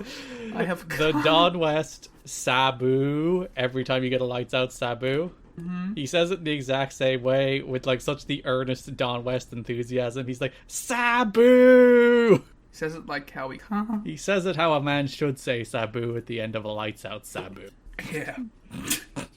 What the fuck are we doing? All these men will be in Monsters Ball at Bound for Glory. Hardy, Sabu, Abyss, and Rhino. They do finally air footage of controversy in Canada. So the big angle, which I didn't actually talk about earlier, but the big swerve really is not just that Jarrett won the title, but America's Most Wanted helped him do it. And thus becoming Canada. They weren't actually let out of the country. They're trapped there. Mm-hmm. These are their twin brothers. AMW came out, death sentenced Raven, giving Jarrett the title. Scott D'Amore greets Jarrett backstage, and he's like, I love it when a plan comes together. So within story, they lured Raven into a title match in Scott D'Amore's home promotion so that evil Team Canada promoter D'Amore and new associates America's Most Wanted could conspire to screw Raven out of the NWA title, and Planet Jarrett can form in earnest. So, like, as much as I dislike the title change, the thing that I actually hate more is that the turn of the biggest babyface tag team in company history happened on a show where you don't get to really see. And that's upsetting to me, especially when it's been a team that the crowd has kind of tried to turn heel a couple times, and they've teased it a couple times. The fact that we don't actually get that is kind of annoying. And, like, it's almost kind of smart to do that in Canada. Yeah. Because, like, it's America's Most Wanted. They are very much an American tag team. So the idea of actually doing the heel turn in dastardly old Canada to add that extra little bit of heat would make sense if this Impact was in Canada and it wasn't a BCW show that you're just seeing highlights of. Yeah. Yeah. AMW gave into the Jarrett reasoning, gave into the paranoia. Which, to be fair, it's not paranoia. They did bring in Team 3D. Yeah, Jarrett's right. Jarrett was actually right. So yeah, Planet Jarrett has come together. So Jarrett and AMW come to the ring. AMW are in suits. Because they're bad guys now. They're mean. They're no longer salt of the earth. They no longer represent the common man in America. It's upsetting. Now they represent the corporate greed in America. So Jarrett gloats about being champion on Spike. He said he'd be champion, and then he was champion. He followed through on his promises. Takes all the credit for TNA. Thanks AMW as the cornerstones of TNA. And then introduces the final piece, Scott D'Amore. TNA then does connect the dots that D'Amore owns the promotion where the title change took place, thus putting a bow on the conspiracy. D'Amore says that Jarrett owes him one, which, based on TNA history, will not be repaid. Anytime anybody is owed one by Jeff Jarrett, it never goes anywhere. Yeah. Yeah, well, that's the thing. That works if these guys eventually catch on to his bullshit. Yeah, it's part of the reason, like, Rhino turning him down was so good, because Rhino's like, I saw what you did with Monty. You did not return that favor. But then, unfortunately, it just makes the first guy look like a dumb idiot. Garrett, we have breaking news. What is it? Revolution Pro. This is 8 hours ago. Fuck me. Don't worry about it. I'm shit. I don't want to be here anymore. I'm going home. Shibata? Yeah, whatever. Who cares? I'm fucking gone. I'm not going to that show, so it's fine. I'm flying in morning of, which is always risky, but hopefully it'll go fine. Because I flew in morning of for the last time New Japan were over here, and I ended up missing the first 2 matches on the show because my flight got delayed 3 hours. No fun at all. 3 Live Crew interrupt. They do their catchphrases. Conan accuses Jarrett of boring the people half to death. He's like, we've only been on Spike one night, and you've already bored these people to tears. Love Conan. He is the true one truth teller in TNA. They rush the ring, get overwhelmed before the debuting Team 3D Brother Ray and Brother Devon. There was at one point, it seemed like he was going to be called B or D. Wait, what? As in, like, Bubba Ray Dudley, because there's the whole trademark issue we talked about on the last episode where they can't use the names of the Dudleys. So they settled on Team 3D. There was going around, like, the Deadly Brothers at one stage, but they did settle on Team 3D, and Brother Devon was decided on. And then, apparently, they thought about B or D for a while. That's shite. Bird. Brrr. Thankfully, they settled on Brother Ray, which at least... maybe I remember the Deadly Brothers thing. That floating around for a while there. before they settled on this. Brother Ray dead. They mixed both together. I think that's what they were thinking about for a while, right? That might be what the B or D was, rather than Bubba Ray Dudley. Brother Ray Deadly. Maybe they weren't sure they were going to be able to get Dudley at all. Oh yeah, well they knew Dudley was out. Like that was underlined. Yeah. And then they realized, I think, WWE didn't have 3D, so they're like, that's the thing people know us by, so let's work around that. Honestly, I think as far as, like, having to rebrand the Dudleys, it's about as good as you can get. Yeah, like, it works. And I'm like, fair enough, we lived it for, like, 18 years now, so... Yeah. It's one of those things where it's like, we're not in the moment anymore, so it's kind of broken into our brains that Team 3D is a fine thing to hear. I'm telling you right now, I never call him Bubba. Bully? He's either Bully or, like, I used to call him Brother Ray. I think people largely did call him Bubba up until he was Bully, and then Bully kind of worked. Yeah, he's Bully now. Like, before, like, because Taz would still call him Bubba on commentary when he was in TNA. It's like, oh, it's Bubba. Whereas I think people did slip into Bully, because that's, again, an easier thing to say than Brother Ray. Yeah. And I don't think anybody wants to call him Ray. Or Brother. No, unless he's Hulk Hogan. Listen here, Brother, and Devon and Ray both look at him and go, what? Who, me, him? Oh, during the Aces and Eights stuff where Bully was marrying Brooke, every time he was like, what you gonna do, brother? He should have stopped him like, it's Bully now. Dad. They hit the 3D on Storm. They hit the 3D on Harris. Crowd are going nuts. They stare at Jeff Jarrett. Mike today is like, get him! Get him! Kill him! End his life on Spike TV! I love babyface announcers like that. That aren't just like, well, I call it down the middle. Like, actively root for the death of the heels. Like Schiavone with MJF. And like JR did it all the time as well, where it's just like, yes, like the famous like Stone Cold thing, but he wanted Stone Cold to kill everybody. Jarrett did escape. He backed up the ramp when Kevin Nash's fake Dr. Dre music hit, and he's here. Cool. Big Sexy! He walks down the ramp, Jarrett backs up into the ring, gets jackknife powerbombed before Nash makes the challenge for Bound for Glory, which had my absolute favourite line, maybe in the history of TNA, where Nash says, looks like Planet Jarrett is a little off axis tonight, which I think that's the first mention of Planet Jarrett proper as like a group. Yeah. Though I suppose it's a catchphrase, welcome to Planet Jarrett, but still. Yeah, you don't know if he's referring to them as the group, or if he's just referring to the catchphrase. But Don West replies, in the most earnest voice I've ever heard in my life, thanks to you, big guy. I choose to believe that the implication is that Big Sexy is so huge that he is simply thrown off the axis of Planet Jarrett. Just by being in its proximity? Yeah. Like Big Sexy has his own gravitational force that's colliding with Planet Jarrett. And like, you throw a planet off its axis, that's It's gonna fucked. fuck shit up. Yeah, it's done. All your climate, different. Waves, different. Day and night, different. You even slightly. Like, it might be the case that like, oh, it's still sustainable for life, but everything we know is different. It should happen.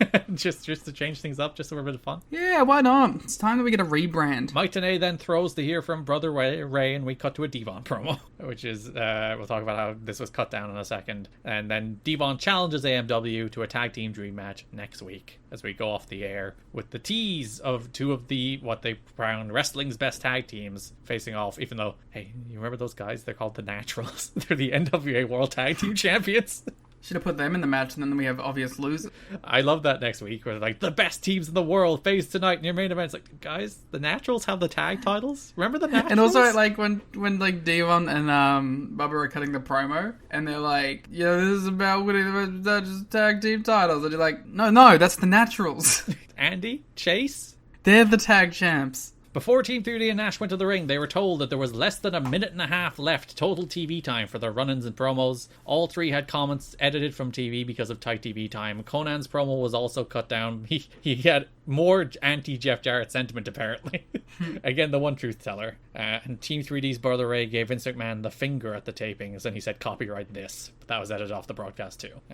I love this segment. So chaotic. Yeah, it's one of those, again, where like chopping it down to its like real base elements is created that kind of sense of energy where it's like you get the 3Ds and the crowd are going nuts, and you get the powerbomb and Jarrett, and you get the challenge for Bound for Glory, and you get the challenge for Impact next week, and all of that happens in the space of like 90 seconds to 2 minutes. They're going crazy with it. Like, there are times where you want an angle to breathe, you want to sit with something, you don't want to rush through a million things at once, but sometimes it works. Sometimes it is your 60-minute adrenaline rush. Nash was originally meant to return at Unbreakable, do a cameo to begin the build of Bound for Glory, but that spot was meant to be him and Waltman doing an interview together, as like they're in the background talking to each other, and there's something like that, and then the mystery is like, what are they doing? What's Nash doing here? What's happening here?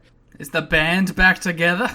Ooh, not for another 6 years. 5 years? 5 years. And yeah, when Waltman no-showed, they scrapped that, so Nash just schmoozed with some Spike executives and left. It sounds like a great payday. I always think about that sometimes. When you look at like what a person did on TV.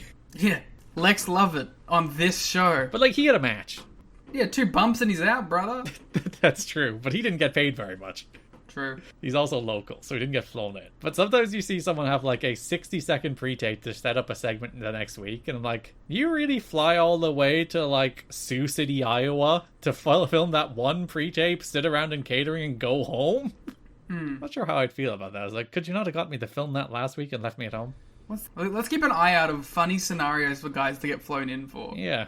But yeah, to wrap things up, that is the first Impact on Spike TV. I think, as I said, as an introduction to TNA, as a piece that tells you who AJ is, who Monty is, who Jarrett are, who AMW are, to give you a hook with Team 3D, a star-driven main event even without a finish, and a cool X Division match in the middle. I'm like, that's a pretty darn good use of your first 42 minutes on Spike TV. What do you think, relative to its level, was the more successful debut episode of television? The first Impact or this? This had more... Actually, no, the first Impact had a ton of energy too. Yes. The first Impact had a title change. Do you want me to remind you what was on the first? I know most of what was on the first Impact. Both probably had Monty squashes.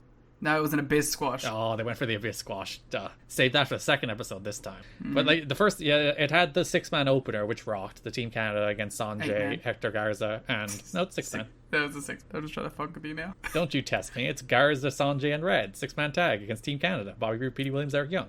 There you go. What was the Abyss match? Oh, it's probably Buck or Lex, isn't it? Shark Boy.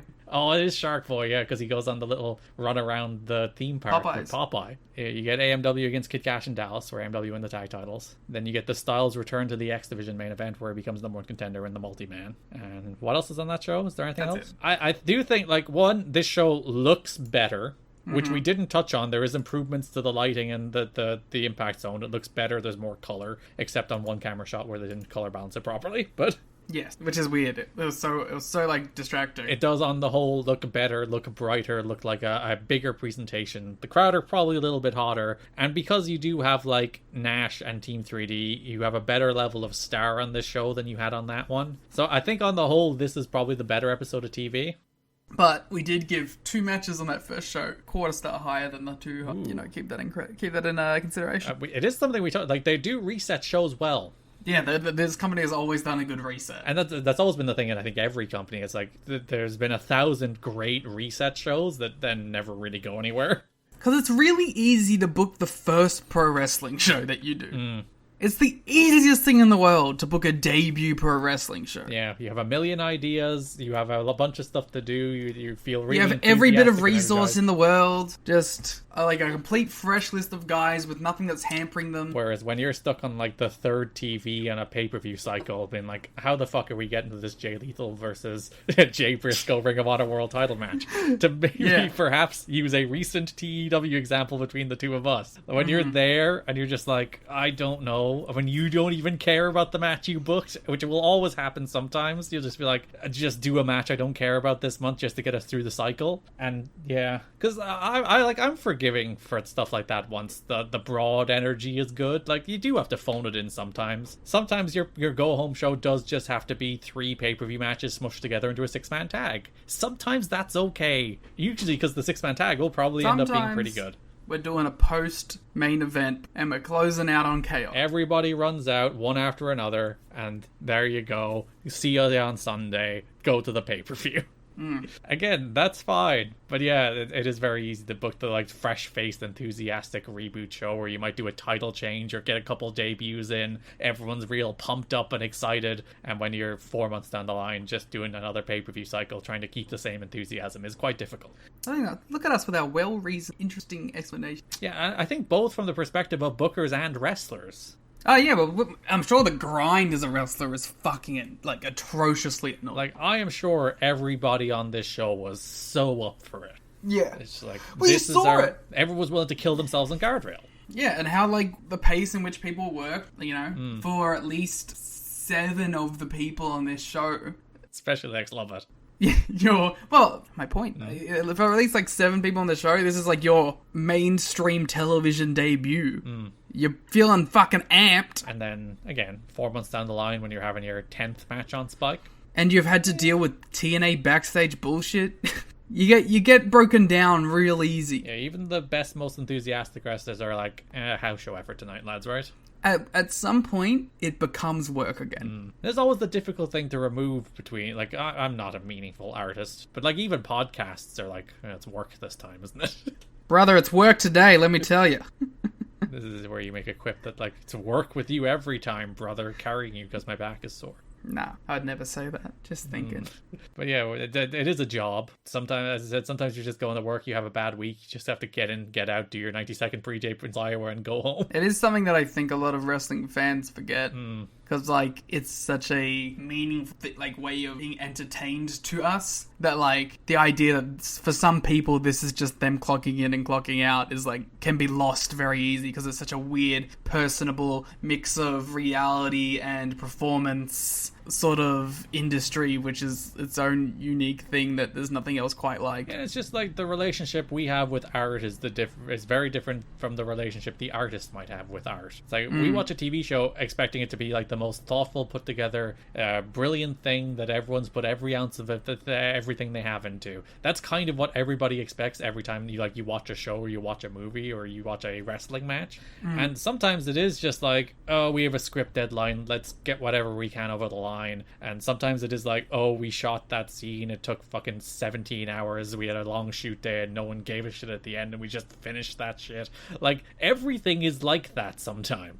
And then sometimes you're lucky enough that you're like, this is a thing that I need to fill TV time, but these two guys both care and they make something out of it. And then sometimes it's the opposite, where you like something you really care about that you're booking, and then like these people might not necessarily be into it or have their own personal things going on, and they're like, they don't deliver it to the level that you thought it was going to be at. There's just a lot of variables is what we're saying. Well, because, like, more than anything else, like, wrestling is dealing on the whims of 1,000 different performers at once. And they're doing live performance weekly. And the audience, of course, yeah. That's the first episode on Spike. Good episode. We've done 2 topics. So, ratings talk, Liam. TNA debuted on October 1st in the Velocity time slot with a 7.8 rating and 850,000 viewers. Median age was 51, slightly younger than Velocity's 41, and strongest 43, with males... 35. Wow! Why did none of us say the right number then? What's going on with you? You said the median age was 51, alright? Okay.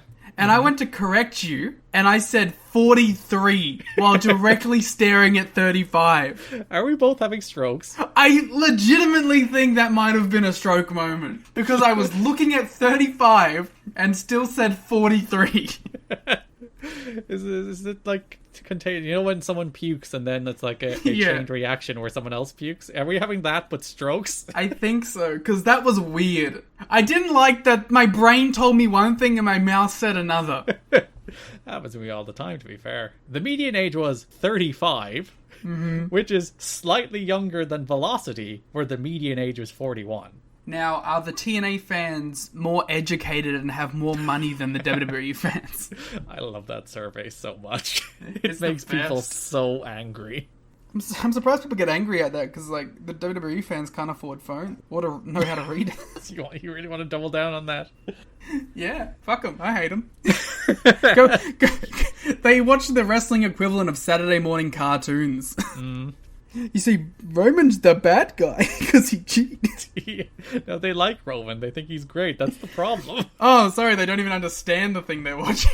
Yeah, because Michael Cole's like he's the greatest champion, even though he cheats with ref bumps and run-ins in literally every single one of his goddamn matches. But they still present him as if he's like this revolutionary figure. I actually think they've changed it now, and now like they've turned against him as a big loser who's been cheating the whole time. Yeah, they've finally been like he has cheated in literally every single one of his title matches in the exact same way. Yeah, they started to change the narrative now. TNA was strongest with males 25 to 34 with a .88, the same demo as UFC. TNA was no doubt helped by having a lead-in as the repeat strongest episode of the season of Ultimate Fighter, but the good news is that they retained viewership and the angle at the end drove up viewership by about 23%. That figure may be slightly off, but not by much, says Dave, from the other three quarters, which is a stark contrast to Velocity, which generally lost audience as each quarter went on. So a good first number. Obviously 850,000 is about 3 to 4 times more people than were watching on FSN, which is a substantial upgrade, but it's also about 300,000 more people than were watching Velocity in the same time slot,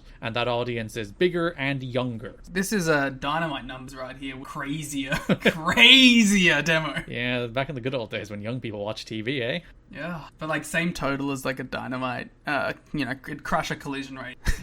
Jarrett over Punk makes you think. This is the reason that should be the all-out match, or all-in. Which one? I know which one you'd rather see. Listen, I want my world in Wembley. That's all I want out of that show. If I get that mashup, I'm going to be so angry. Even if it requires a Grado match against Jarrett, which I'm kind of into because Grado's cool. They should just do a 0 hour like rump. So that everyone can get their music hit and everyone can go, woo. The last time Velocity did a rating as good as TNA did was April of 2004, so over 18 months back in the past. The replay of the show on Monday night at midnight did a 0.5, which is considered a disappointment because it's a 62% from what Ultimate Fighter had been doing. But they also didn't advertise it at all. They put all their eggs in the main Saturday era. That's a good number. So probably the better news. This is crazy to me. That Dave like downplays it and says pretty good news. This is crazy. Because it is substantial conventional wisdom these days that you'll do a great number for show number 1, but you'll never get back to it. Plummet. And like TNA didn't. TNA did a better number for show number 2. Increased week over week. That's insane. A pretty small demo boost, but from a 0.78 to a 0.82, and then from 850,000 viewers to 994 for week 2. That's wild. Which does feed into what we were saying in that they gave people a good reason to come back, and they came back in bigger numbers than they were the week before. Yeah, people like, there's probably a lot of this happened on the show, you need to watch it, boop, bop, beep. Week 3, a 0.81, so more or less flat with the week before, and then 841,000, which is decently down. It was their lowest yet. But then week 4, Bound for Glory Go Home, 1.28 million viewers and a 0.9 rating on a Saturday night at 11 o'clock. Their 4th week, they did a substantially better number than their Spike What TV the did. fuck is that rating? Tony Khan would kill a man. Would literally kill a man on his television show if he was guaranteed that. Yeah. The show did a 1.5 among males 25 to 34. That's an audience of 52% week on week. Like, from the debut, that's 400,000 viewers more. Wow. So that is like out of the gate a runaway success. Yeah. It's so funny that like in a 2023 TV environment, how much like money this would make for Pac. Yeah, if they could pull those kind of demo numbers, if they could do a 0.1 or 1.5 in males 25 to 34, they would be probably like the biggest wrestling company in the world. Yeah. That's wild to think. And like really interesting that many people can watch the product and then live events not being crazy. Yeah, it's one of those things where it's just they could not turn them into customers. And for good reason in the Russo era. And they're a little better at doing it in this era, but they just couldn't turn that into dollars and cents in the same way others could. How could you have 1.28 million people watching your show and your pay-per-view's not doing crazy numbers and you couldn't sell out like bigger arenas? That's the thing. The arenas thing is always the bit that fascinates me. Like the how long it takes them to get out of Orlando. Do you think if they left like now, like even just for pay-per-views, they could be doing like 5,000 to 10,000 seaters? Like their first show they run is Bound for Glory 06. So we're a year away from doing their first like proper pay-per-view on the road. They test the waters with some house shows in 2006, like actual house shows. They've been doing some house shows with Hermie Sadler's company, but like that does I think like 3 to 4.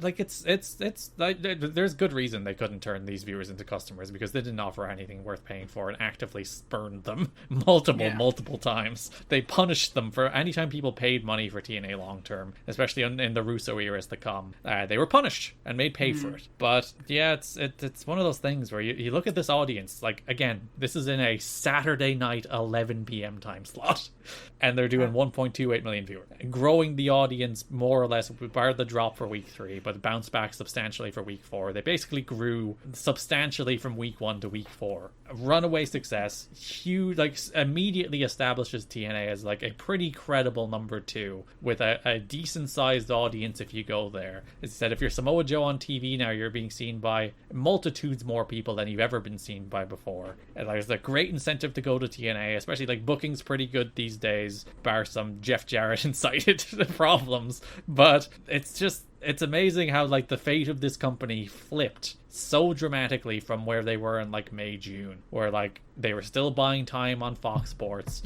Pay-per-views were doing okay, but obviously not enough to sustain the entire company. And then here they are on Spike TV doing like runaway success numbers, nearly doubling velocity in the same time slot. And it goes from strength to strength for a decent while. Yeah, then they fuck it all up. They do fuck it all up. The TNA story. Yeah, it's literally ... and they fuck it all up. That's the rise and fall of ECW-esque book, the ... and then they fuck it up, the TNA story. Yeah, huge rating success. And again, running against, because a lot of trends these days, which didn't used to be the trends, but it's just the way TV works now, and that you will start extremely high, and then, like, Dynamite has never been watched by more people than the first episode of Dynamite. I think the same is true of, actually, the same isn't probably true of Rampage, it's probably true of the second episode of Rampage.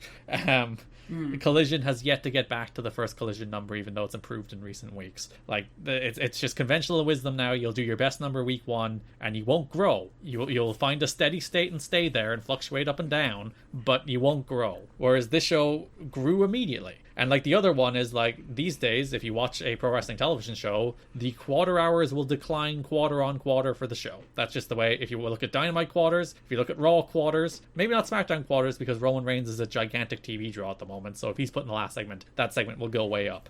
But he never is, to be fair. He's always in the first, and then they do like the tangential bloodline guys in the final. But if you look at the Raw quarters and the Dynamite quarters, and even like Collision, they always just they trend downward for the entire show. And like conventional wisdom is like, why are you driving away your viewership over the entire course of a broadcast? What's happening there? But that's just the way it is now. As opposed to back in these days, you would be like, why did you start with a higher number than you finished? What's wrong with the show? TV was still key. Yeah, and there was less demands on people's time. It's always my thing when people are like, oh, attention spans are way down. It's like, nope, attention spans are the same. The amount of demands on people's attention spans has dramatically increased. Yeah, I think like now there's also just a point where people get to a certain part in the night where they're like, I'm done engaging in whatever I'm engaging in. I'm going to go chuck something on demand or watch the show I've been watching. Like, there's a switch off point for a lot of people, I feel now. Just like detach from the various demands on their attention spans and escape into nothing. Into the thing that they have already designated time to before. Yeah, it's the comfort. Also, to back up that theory, that's why like the DVR numbers are crazy for wrestling.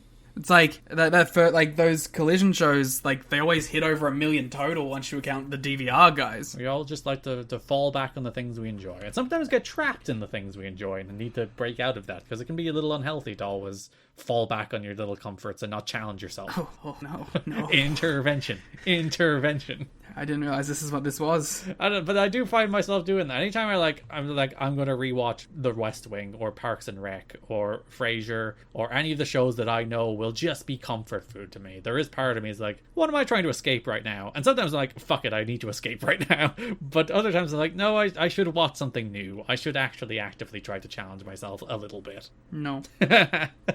Because of the war, this being the war between WWE and Spike, Spike has made a major commitment to TNA. The Spike production crew will be filming the TNA tapings, which saves the company on production costs. This means, on occasion, when the Spike crew has committed to other events such as award shows, that tapings in Orlando's may occasionally be moved to Mondays a few times per year. In addition, they are scheduling a 6-hour Ultimate Fighter marathon, including the best episode of the season with the best fight in the history of the show, which is George Gurgle against Jason Von Flew. That's not real. Those aren't real people. Basically, they're airing a marathon that has like cutaways to TNA personalities promoting the product, and they're really getting behind TNA. So at this point, have Spike already taken over filming TNA? I think from first taping, yeah. So you're like, Spike, white balance your cameras, boys. Yeah, that's basically what I was thinking. I was like, come on, you guys are a professional operation. Spike TV officials at the UFC event Monday night. This is after the first taping aired. Sorry, this is like the Monday after the first show aired. We're raving about the product and how it delivered. And we're predicting a 1.0 rating. So they actually slightly fell below their enthusiastic predictions. But they were talking about TNA doing a Monday night special when Raw was preempted for the Westminster Dog Show in February.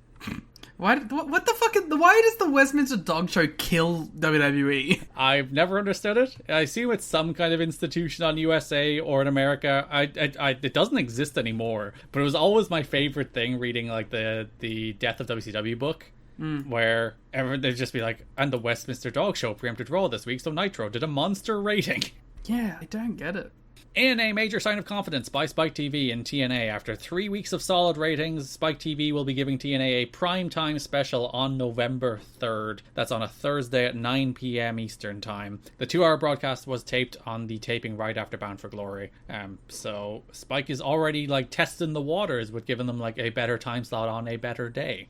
I mean, they see this as a runaway success for what they paid for it, clearly. Like Spike are like, all in.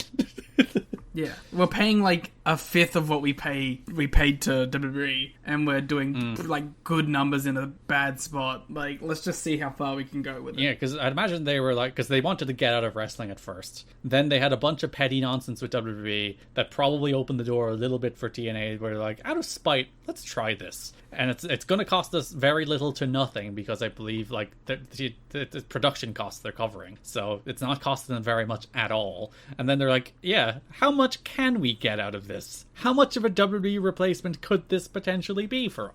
They also probably see it as them getting in on the ground floor of something that could grow, their own institution. One of the reasons they did the special Thursday night episode is because the regular Saturday night episode would have been preempted for a UFC card. So they're like, instead of moving it to 1 a.m., or let's just put them in primetime on Thursday and see how it goes. Yeah. There's a lot of moving it about and testing new out at this point. Yeah, and it kind of like, I don't know, ominous sign. Spike TV wants more recognizable names to appear on TNA programming, especially wrestlers from later WCW era who didn't jump ship to WWE when WCW was bought out. I wonder who they could be talking about there. Sting is my guess. Spike wants Sting, Liam. The members of management who were aware of the direction TNA needs to take in order to be a true alternative with solid wrestling and compelling characters are rolling their eyes at Spike's latest trigger-happy attempt to push TNA into a more sports entertainment niche because they only know wrestling through a WWE mindset. I broadly agree with that sentiment. Which one? The idea that Spike are like trigger-happy, pushing TNA out of being something that is their own towards something more like WWE with stars from yesteryear. Yeah, I agree. But I also don't think you should immediately dismiss using people who are talented or over. My bigger issue is nobody in TNA wrestling can be like, how dare they suggest such a thing? Oh, yeah, because they've been doing it from day one. Nobody in this company can be like, how dare you sully the purity of our vision?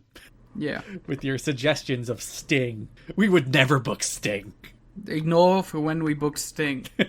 Delete the tape from 2003. Doug Herzog, who runs Spike, sent an internal memo to the company executives that touted Impact's ratings and its potential and used the phrase, "Who misses WWE now?" Wow, that's very TNT of them. Very Warner Brothers. It's also been noted, and this has been directly credited to the UFC more than TNA, that the network was up in both men 18 to 49 and overall 18-49 during the week of October 3rd to October 9th. So the first week without WWE, they were actually up in the demo in men and overall. Eat shit, WWF.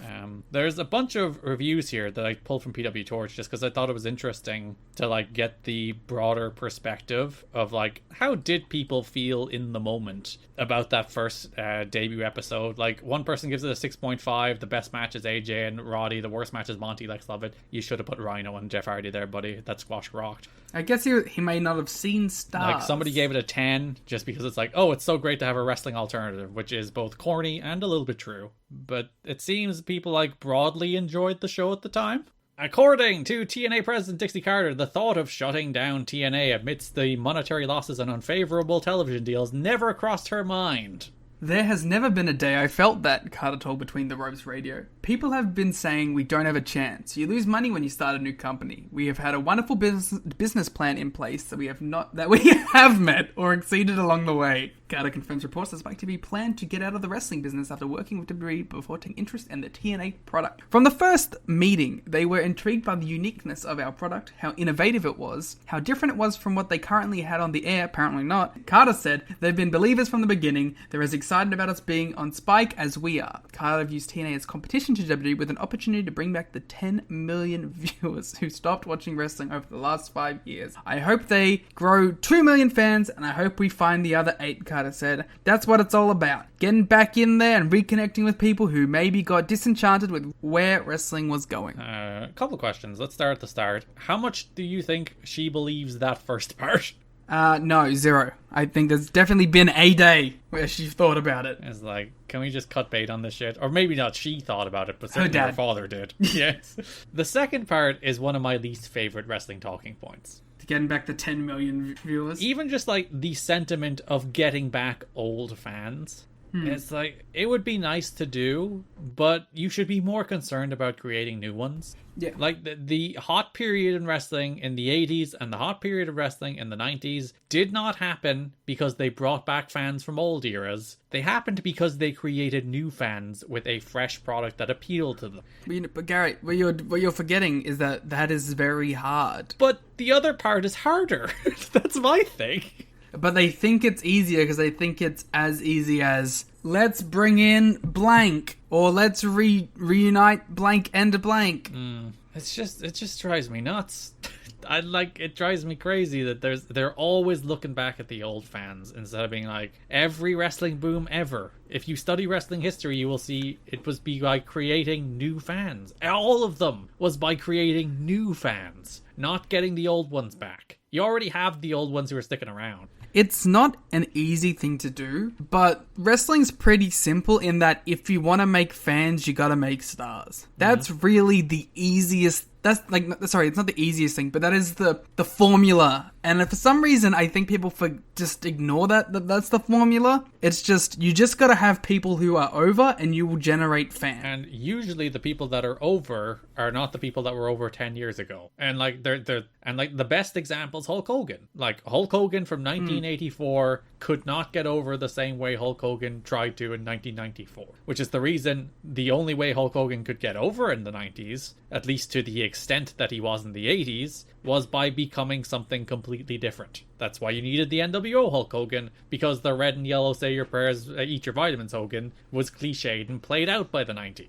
You needed something new, even like with the biggest star in the history of the business. He could not just coast on cupping his ear and doing his python poses. He needed something more in the 90s because everyone got sick of him and times had moved on. Like, the star is always a star of the time. John Cena was a star of the time. Steve Austin was the star of the time. Like, you cannot just... Like, the Bullet Club was a great example. Those were guys who appealed to a certain generation of fans between the ages of 18 and 35. Like, there was a whole new audience. We talked about this on one of our... Or I think Rain Takers, when we were talking about the influence of that era of the Bullet Club. When I went to that OTT show that the Elite were on, and you're like, oh, those are new wrestling fans. Those are people who didn't go to shows a lot 5 years ago, who have been drawn in by these new guys. And that's the way it works. Stop pandering to the old fans. They don't come back. They never come back. And if they do, they come back they'll watch the clip on YouTube. Yeah. They're not tuning in the next week. They're not buying the t-shirt. They're not flying out to the big show. The guy they liked when they were young will do something cool, and as you said, they'll watch the clip. If they even watch the clip. If they even watch the clip. They probably won't even do that. They'll get sent the clip by a friend who still watches wrestling, and they will see that they sent that, and then that'll be the end of the interaction. And they'll probably say something to the extent of, wrestling is shit now, it was better when I was younger. And to be fair, they'll be wrong. And yet they won't think it any less strongly. Yeah. Sean Waltman remained missing for an entire week after no-showing the TNA Unbreakable pay-per-view on Sunday, September 11th. He showed up almost exactly 1 week later, to the hour, at his grandparents' house where he often stays in Florida. There is no word on where he was for the full week, or why he didn't contact his friends or family or TNA management. He had a contract offer from TNA waiting for him to sign, which would have made him one of the highest paid people in the company, with plans giving him a big main event push. But obviously that offer was perhaps not on the table anymore after we went missing for a full week.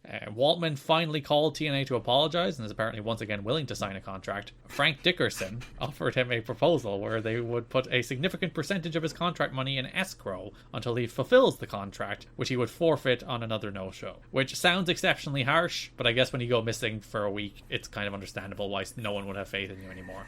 Listen, I understand that Waltman was gone through, but... This idea of, like, I'm gonna no-show right when I'm being offered this giant money contract, and then be like, hey, I'm willing to sign it now. Like, the balls of that person. And Frank Dickerson is a nicer man than me, because Frank Dickerson was like, yeah, but we'll put it in escrow, and then blah, blah, blah, blah. I would have said, fuck off.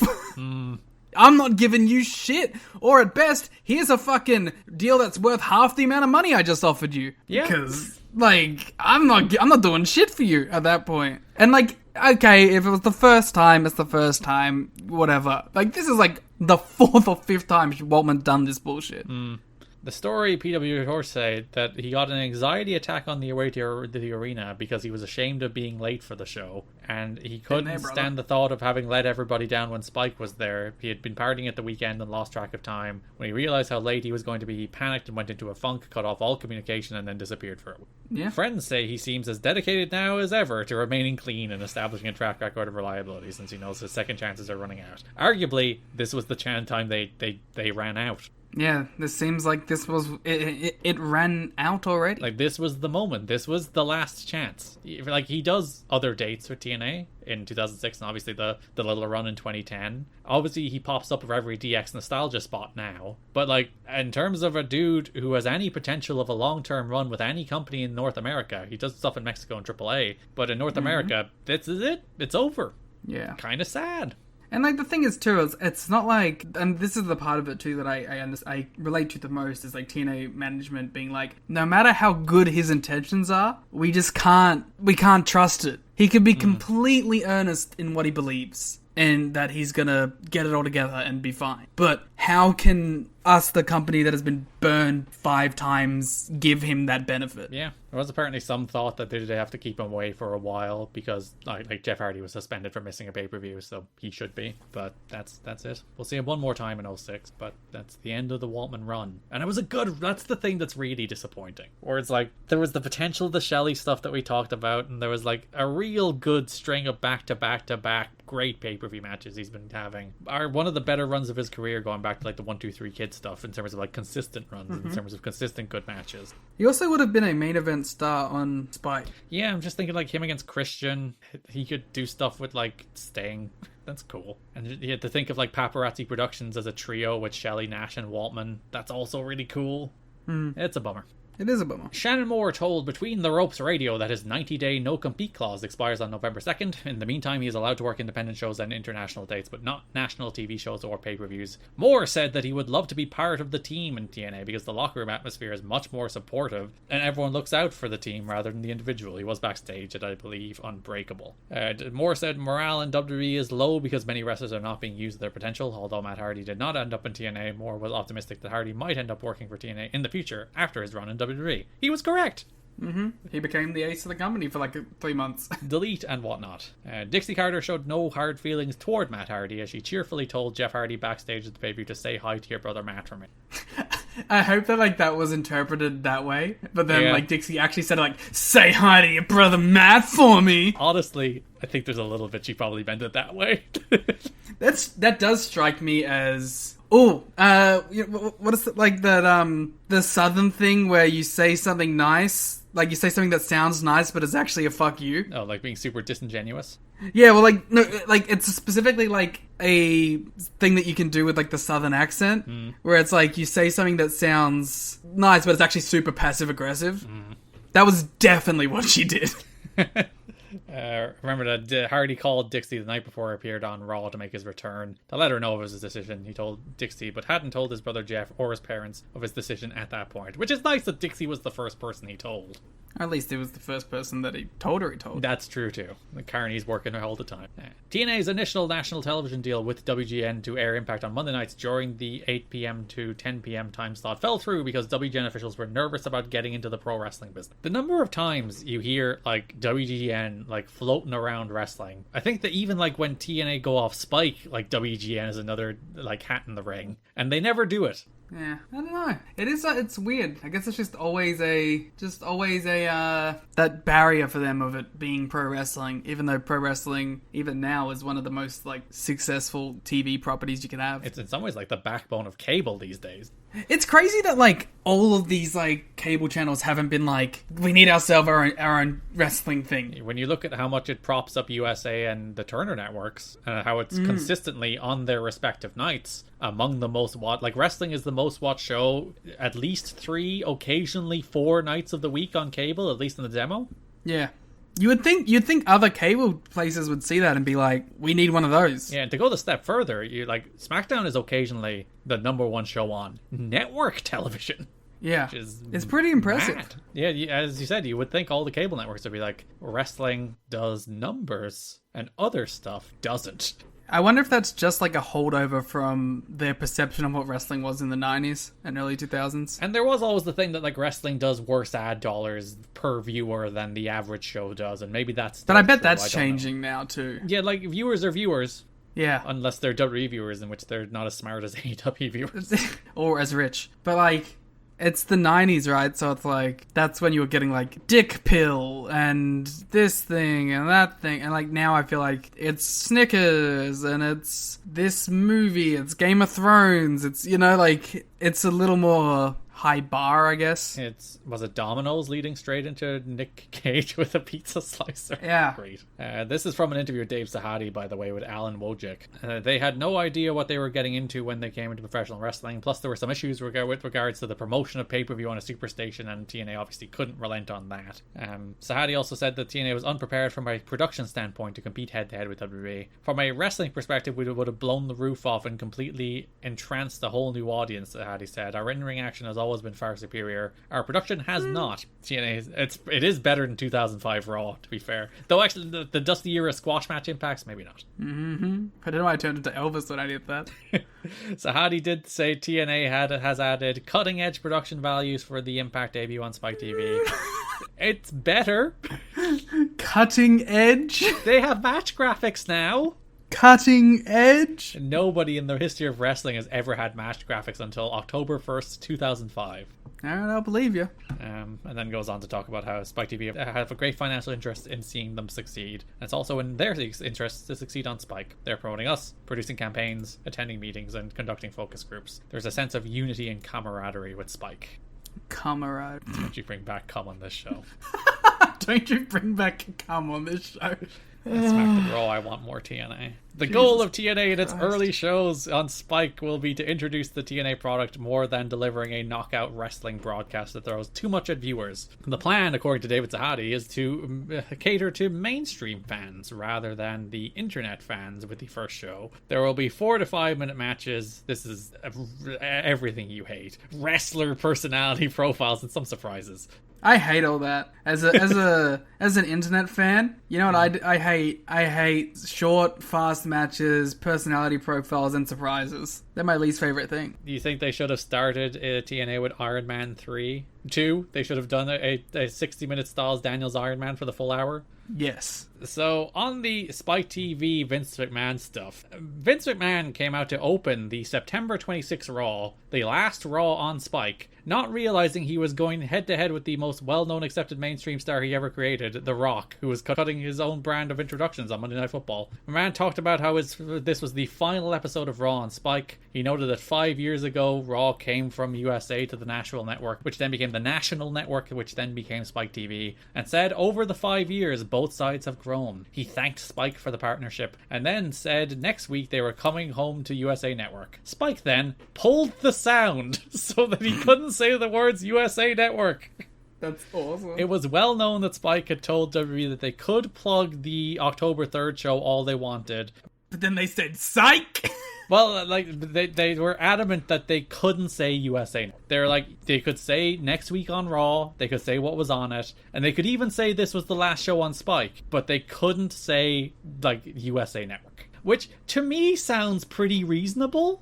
I don't know. I think it's petty, but I'm for it, though. But, like, they're directly competing with you starting next Monday. I'm perfectly fine with them being like, no, you cannot say where you're airing next week, because all right, Garrett, that competes with us. You own a restaurant. Yes. Right? Mm-hmm.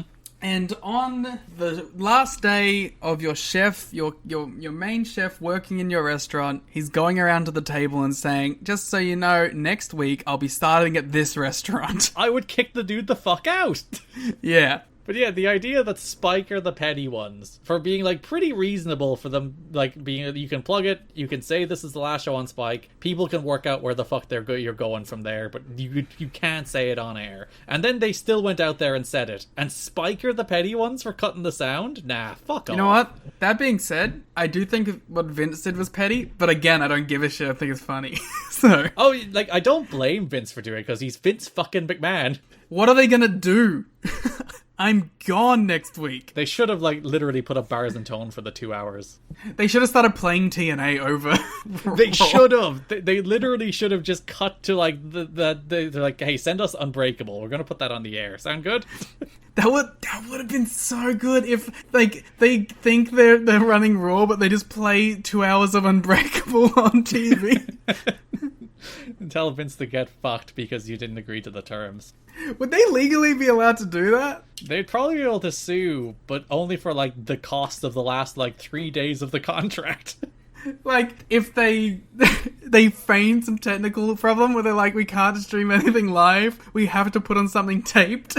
Oh yeah, if they bullshit it, they might be able to. But like, it would be. And they're like, "Oh, don't worry, we'll put Raw on at like midnight." Like, it would be breach of contract, but like only for the amount WWE paid for that one TV show. I would do it. It would honestly might be worth it. With how many people is Raw doing in 2005? Like 4 million, I think. Exposing 4 million people to the product that you're about to run, which they were doing during the breaks. To be fair, they were doing TNA ads during the breaks. I might just do it. You'd be like, well, yeah, I'd be like, keep that in your pocket for if Vince mentions USA. Yeah, and then do an immediate switch over. Like, have it on a second feed ready to go with, like, AJ and Joe or some shit.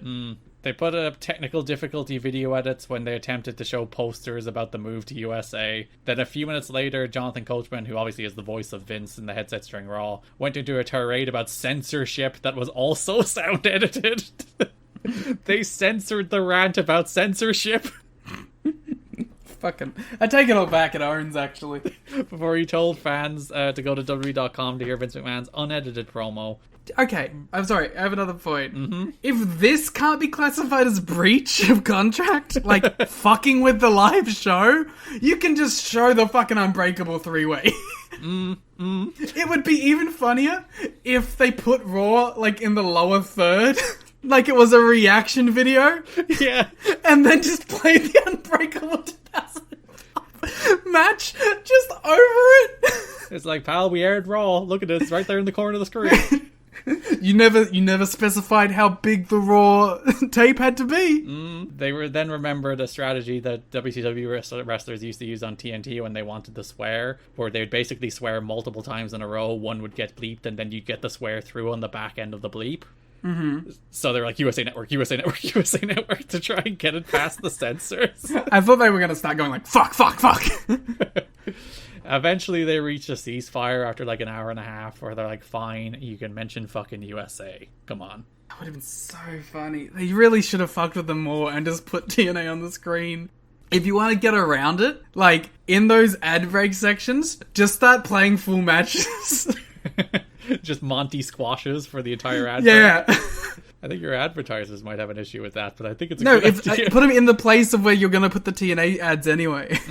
You can get a Monty squash in there. They're only 90 seconds. Yeah. Once the relationship ended with that Raw, they then removed all mention of WWE from the website, put a plug to Impact on the front page, and then the plug stated, Sprite brings you the new wrestling alternative. TNA Impact delivers a distinct brand of high-risk live athletic entertainment. TNA's roster includes some of the most exciting and recognizable stars in wrestling today, such as Jeff Jarrett, Raven, Jeff Hardy, AJ Styles, Abyss, Shawn Waltman, Christopher Daniels, Monty Brown, and others, plus the X Division 6-sided ring, Ultimate X King of the Mountain, 6 sides of steel. So that is like the end of our pretty endless slate of news about Spike. We're not even done the news. That's just the end of the Spike news. Kevin Nash verbally agreed to a 1-year deal to return to TNA beginning on September 27th for the Spike tapings, the first Spike tapings. Nash appeared on posters and signage for Bound for Glory. He challenged Jeff Jarrett to a match on the tapings, setting up the pay-per-view main event. His deal is for 4 pay-per-views and 16 TV tapings for a 20 dates total. That's 1/3 of TNA's schedule, so he'll be a sometimes food in the next year of TNA.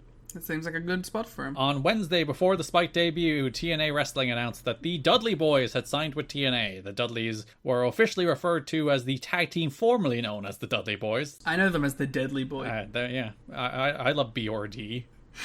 They signed a multi-year deal with TNA. The Dudleys have been embroiled in a legal battle with WWE over the use of the Dudley Boys name, going back to the fact that, one, they didn't invent it, but they did buy it, and they do own Devon Dudley and Bubba Ray Dudley. So they didn't do a major makeover as they decided on Team 3D of Bird and Devon. Bird and Feather. I was wondering, like, why would you spoil it? But I guess, like, you taped it the couple days before, so you might as well announce it. It's already out there that they debuted. Yeah. Austin Aries wrote on his website that he is close to signing with TNA. I can confirm reports that I've received a contract offer from TNA. I'm finalizing some wording in the contract and will officially sign it early next week. Aries wrote, I'm excited about the potential of TNA and I'm glad to be part of it. He will be continuing to work Ring of Honor full-time also. Neat. Brock Lesnar is wrestling for New Japan, which has a working relationship with NWA, which is affiliated with TNA. Also just has a working relationship with TNA, based on Jushin Liger. Also, that means nothing. Yeah, and like currently it is the period where he has that insane no-compete through 2010. They really didn't want Lesnar doing shit. They did not, which is, it's kind of miraculous that through all that, fair enough, they settled it, and I think they either cut it down or got rid of it altogether, because they're like, that is not enforceable, that is ridiculous. But, well, when didn't Lesnar name his finisher the Verdict in New Japan? Oh, because of all that like legal stuff to try and get out of that no-compete? Yeah. So he was debuting in New Japan, he was expected to be at the Tokyo Dome show in January to defend his IWG title, which he did win. But yeah, there's rumblings, and there'll be rumblings for a while, like Brock sniffing around TNA. For people who are shitting their pants at Lesnar being IWGP champion, it was the fake one, don't worry. And like Kurt did say at one stage that Lesnar called him and was like, can you get me into TNA, but I'll want Kurt Angle money. And they were like, we're already paying Kurt Angle money, we can't really afford a second Kurt Angle money. Yeah. You can cut some other guys. Yeah, just call Daddy. He'll give you some Brock money. Find a way to get Lesnar. But this was 07. This like Brock was a prodigy and he was awesome, but he was kind of shit in New Japan. Oh, it wouldn't have worked out. But you try. It's Brock Lesnar. Yeah, but like, but it's Brock Lesnar in 2007. I do think, like, I would have tried, because like Brock did Rock in his first run. He was a prodigy, like legitimately. But like post UFC run Brock is a lot different than pre UFC run. Because UFC made him a star again. Thank you. And TNA probably wouldn't have. No. A more important potential return. Dixie Carter spoke to Johnny Fairplay this past week about returning. I don't think he ever shows up again, but it's constantly, like, for months a thing that's like, they talked with Johnny Fairplay about potentially returning. Impact 1000. This always happens when something new happens. She wants to bring Fairplay back, believing he's a mainstream star. The booking committee always hates it, thinking it's already been proven he means nothing. So the idea she floated to him was host of Explosion and to do a Piper's Pit type segment on the pay-per-view. But obviously that doesn't really turn it. Johnny Fairplay as Waldman and Alex Shelley's manager would have been the most chaotic timeline. Yeah, that was a pitch. That was an idea. That's insane. Story to keep track of. TNA founder Jarrett visited WWE headquarters Friday afternoon to meet with Vince McMahon and John Laurinaitis about a potential pro wrestler named Oleg Prudius, better known to people listening as Big Vladimir Kozlov, who has competed in Russian fist fighting. I've been friends with the McMahons going back to Vince's father, Jarrett told WWE.com in between meetings with management. So who knows? The only thing I know for sure about life and the wrestling business is that it will be different tomorrow than it is today. It is constantly a kaleidoscope that is subject to change. One telling sign of where Jarrett stands with the promotion is that Jarrett was scheduled to fly into Orlando last Sunday morning and be backstage at Bound for Glory, but never actually arrived at the show. He said he had a malfunction of his pacemaker and couldn't fly to the show. TNA CEO Frank Dickerson, who is now in his 4th month in TNA, is taking a more hands-on role after feeling out the company. Hands-on Dickerson? We have had enough. Come on this show, sir. Stop. I didn't know that was come. Is taking a more hands-on role after feeling out the company to see where members of management stand politically. Dickerson brings a different mindset to the promotion, which means he won't serve the interests of the Jarretts, but rather the promotion and probably the Carters. So this, like, Jarrett started fishing talent to the WWE, and in the process gave an interview to WWE.com. You're done, man. Get out. Goodbye. No more company for you. You have to think that when he did this, he had to know that was it, right? I think he probably saw writing on the wall and decided to make a big Hail Mary attempt to get in the good graces. So I think this is like, oh, I got a guy who Vince might like. Look at him. He's a big, beefy, frickin' Russian dude who'll beat the shit out of people. Hey, Vince, maybe you have a job for me. Because I think I'm not going to be at TNA any longer. Yeah, he has been on the outs at TNA for a while, basically since Dusty lost power. Even though he was an advocate for Dusty losing power, but that was his play, and it didn't go as well as he would have wanted. Well, if I go into the mind of Vince McMahon for a moment, I think he probably viewed it as weakness and him winning. Yeah, and like that's the meeting where he's like, "Fuck yeah, I'll take that. That makes TNA look bad." Yeah, hey, Jerry, want to go out and do an interview with WWE.com while you're here? So I can make you look like an even bigger fucking joke?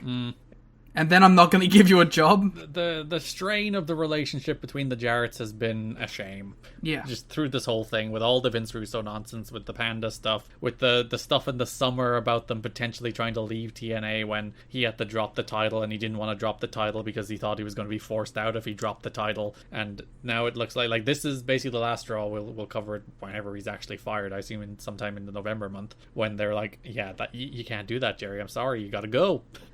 So we'll talk about that more in November when it is the actual end of the line. But again, this like wrestling coming between families. Yeah, well, any business really, right? And that's don't go into business with your parents. I've watched too much Succession recently. I think it's a good, even though I hate that show, it's terrible and bad. That's a good lesson to take. Don't go into business with your parents. Jimmy Hart is done with his final appearance being at the Spike debut tapings on September 27th. There's a big energy drink of him right in the middle of the ramp. Awesome. But yeah, he wanted to attend Raw for the homecoming show, and they were like, listen, we'll let you do like stuff like the Hall of Fame, but you fucking can't do Raw. Like, come on. And then he's done. Removed his on-air talent and manager of the Naturals. He does start doing some like park whipping up duties later in the month again. Like they bring him back to do some of that, but obviously he's not an on-air character anymore. Not that he meant fucking anything to the Naturals anyway. Yeah, I think he was like actively hurting the Naturals. Like they do need a manager. Like they have no charisma. That's their problem. But also he's just not a good fit with them. You know what I would do with the Naturals? I got a pitch. Go on. The Naturals go from their 80s Hardys era to their 90s Brood Hardys era, and you put them with James Mitchell. And you have like a stable with Abyss? Yeah. Could they potentially be some kind of disciples? Of a new church. An even newer church. Disciples of the even newer church. Yeah, that's a stable name right there. But yeah, that's the end of Jimmy Hart until 2010 as well. Well, at least it's a good thing. Until he comes back with the Nasty Boys. Oh, no. Which, that is a step down from the Natural. Yeah, you know what? Fair play to the Naturals. You're better than the Nasty Boys. At least 2, if not all 3, of Daniels, Joe, and Styles were surprised at the 5-star rating for their match at Unbreakable. Bunch of dorks. They were like, that? Really? Well, nobody would know that unless they were the 3 guys in the ring, the referee, or whomever was involved in keeping the time. They actually went to the finish several minutes early. They were on the way to the finish when Joe went to the floor, and he was told there was still 10 minutes left in the show. So they had to improvise at that point and go back to their finish later. That's kind of interesting, at least. Yeah, if you go back and watch that match, and you'll see the moment Joe goes out to the floor to get the X Division title, that's what they were meant to do. That was meant to be the finish. And then obviously they wrestle for like 10 minutes more because someone's like, hey guys, we actually have 10 minutes left in the show. You gotta keep going. That must be so much more difficult in a 3-way scenario. Especially like the kind of 3-way they constructed. Which, like, if you do like a classic 2-in-1-out formula, you can kind of like work that out. But while you're doing like these really intricate 3-way sequences that have all 3 guys involved at all times, it's like, ugh, make it work. It's really funny that like this is what got their guys their first 5-star. Yeah, like we had to call that last 10 minutes in the ring and we got 5 stars. Hell yeah! Clearly proof they should call it all in the ring. TNA turned down a proposal for a heel group of monsters that would have included former WWE wrestler Sean O'Hare, Luther Reigns, as well as Predator, better known to people as Sylvester Terkay. Which monsters would they have been? They're no Abyss. Sean O'Hare as the Wolfman, Luther Reigns as the Mummy, Sylvester Terkay as Dracula. It's called Predator. No. Could he not be the Predator? Well, I guess, but that means Sean O'Hare's the alien. You can't still be Wolfman? You can't have Wolfman and Predator on the same team? No, and Luther Reigns is versus. When AJ Styles recently had a son, his middle name given was Covell, which, not coincidentally, is the real name of Christopher Daniels, Daniel Covell. Daniel's wife, Lisa, on October 21st gave birth to a baby boy, Joshua Allen Covell. Allen is the first name of AJ Styles, so they named their kids after each other. It's very sweet. That is also maybe one of the most Dave sentences ever written. Yeah, there's a lot of commas. There's a lot when going AJ on. Styles recently had a son, his middle name given was Covell, which, not coincidentally, is the real name of Christopher Daniels. Too many commas, too many sidetracks. So that's the news. Yay! Everyone clap for the news. For context, I don't know what this is going to be edited down to because there's a couple breaks and pauses. We have completed the news in this recording 3 hours, 15 minutes in. The news usually goes like tops an hour 20. Usually like 40, 50 minutes. 3 hours, 15 minutes in, we have completed the news on this recording. That brings us to broad topics, starting with the NWA World Heavyweight Championship match between Jeff Jarrett and Kevin Nash, a match that definitely, absolutely, positively happened. I think it was actually ended up being like one of the best world title matches in TNA history, right? I assume, given you, I believe, unironically believe the first Kevin Nash Jeff Jarrett match is one of the best world title matches in TNA history, you're very excited for this. But in my defense, that's because most of them aren't very good.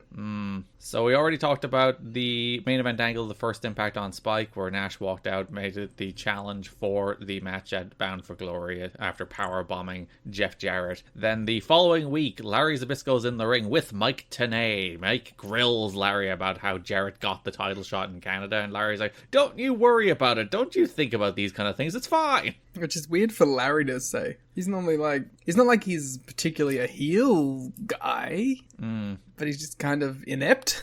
But I do at least appreciate the bit of continuity of like, well, how did this man get a title shot in Scott D'Amore's home promotion? What happened there? You in on that conspiracy? And then he just said, no answer. He's like, Mike, shut up, we're talking about something else here. We've moved on. Larry announces Tito Ortiz will be the special referee for Jeff Jarrett versus Nash at Bound for Glory.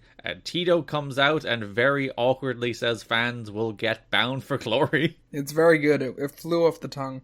I think he's trying to play off the same thing he did for Hard Justice, where he did the line that there will be Hard Justice, but that makes sense.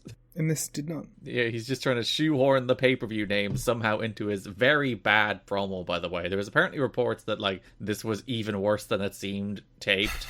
But taped, it was not very good at all. No. Which is funny, because, like, Tito can promote a fight. So it's interesting that it's not necessarily a skill set that is translating. It's the classic can't throw a worked punch thing, isn't it? Except he can throw a hell of a worked punch. Yeah, but he can throw the worked punch, but he can't, like, speak extemporaneously about an upcoming match without it sounding painfully scripted. Or maybe they did make the mistake of actually scripting him. It's like, here's your 4 lines. Or maybe he was just nervous and wrote a bunch of shit down he wanted to say, but he sounded like a robot. He sounded like he could barely get words out, and then got some words out. But he has rules, 2 of them.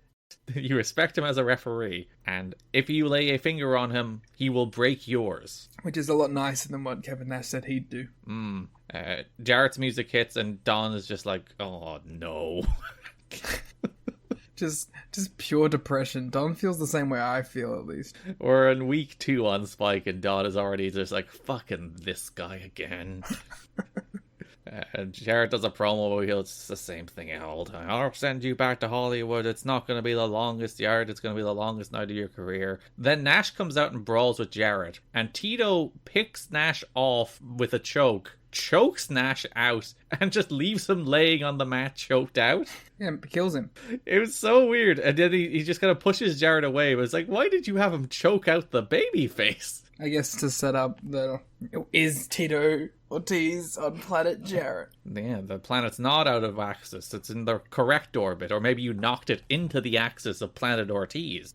Huntington Beach is on planet Jarrett. So, the main event of this episode, the Tag Team Dream match, Team 3D versus America's Most Wanted. Mike Tenay talks about how he received hundreds of emails about this match. I wish he followed up with, I didn't read a single one of them. I just read the description. They all said AMW good, fire Team 3D. Which is weird because Team 3D, and like, people are into them. Yeah, it's that Impact Zone. They're very easily led. And they're all from jamesstorm@gmail.com. I just love the idea of being like, look at all these emails in my inbox about people being... How do so many people have Mike Tenay's email? Yeah, is Mike Tenay giving away his email on the air? Come on. Was it just like mtenay@tnawrestling.com? People are just guessing. Mike@tnawrestling.com? So, the idea that there's like 100 people sending in emails about this match specifically implies that there's like at least 5,000 people who have guessed Mike Tenay's email address. Oh, he did do a column for the website. Maybe it was in that, because he did an Ask the Professor column. So maybe he did put an email in that. Dear Mike... Here, my question for you is, AMW versus Team 3D. I'm very excited. Thanks. Like, they talk for the whole match about how this is the match between the two best teams in the world. And again, the Naturals are there. They're the NWA World Tag Team. Who cares? I think that's everyone's attitude at the moment. It's like, well, the Naturals are champions for now. It's fun to watch Devon and Bubba work the six-sided ring for the first time here. And there's a couple instances where Devon in particular, I think, is like, where do I whip a guy? Yeah, there's a lot of that go for an Irish whip, push him back on the ropes and then go for the Irish whip in this. And I was like, there's like 4 ways you can whip a guy. Just don't whip him to the 2 ropes that you can't in a tag team match. Yeah, well, you gotta learn. It's fun seeing guys learn the ring. Yeah, and I see it comes pretty quick. But yeah, it is one of those things where it's like you can actively see Devon being like, ooh, corners. And I guess after like years and years of having muscle memory of just like whip somebody in a direction, then you're like, oh, and no, not even thinking about it anymore. Yeah, it's like angles. 3D, go for the 3D, but we get the debut of Gail Kim. Oh, yeah. Damn, I forgot. I was like, because I watched all these shows at the same time, I was like, Gail's been here forever. But no, yeah, Gail Kim's here. Yeah, Gail comes out, low blows Brother Ray. Jarrett then hits Devon with the belt. Belt shot and death sentence to Bubba. Death sentence to Devon too. Both guys are bleeding like hell. Guitar shot to Bubba as Planet Jarrett and Gail Kim stand tall. And Team 3D have been decimated. They've been laid out. They've been destroyed by Jarrett and AMW as the heels get their big moment over the new plucky baby faces who can't work the next TV taping because they're working All Japan. So they need to be written out for a little bit. I like that it took literally 3 minutes for Gail Kim to be under the threat of physical violence from a man. Like, that's the stage that pro wrestling is at. Yep. I guess you could say that AMW and Planet Jarrett murdered Team 3D. Killed them. Caused them to be taken to a morgue, which is All Japan, I guess. The morgue that is All Japan Pro Wrestling, and yeah, they were buried there in somewhere Corrigan or something. And thus, I believe, Liam, after that demolition, after that destruction, you can only do a funeral. Okay, so this is the best segment in TNA history. It's so funny, it's so good, and even in the like broader context beyond itself being just a funny segment, I cannot believe how many people's like next 10 years of their career personalities were formed in this one segment.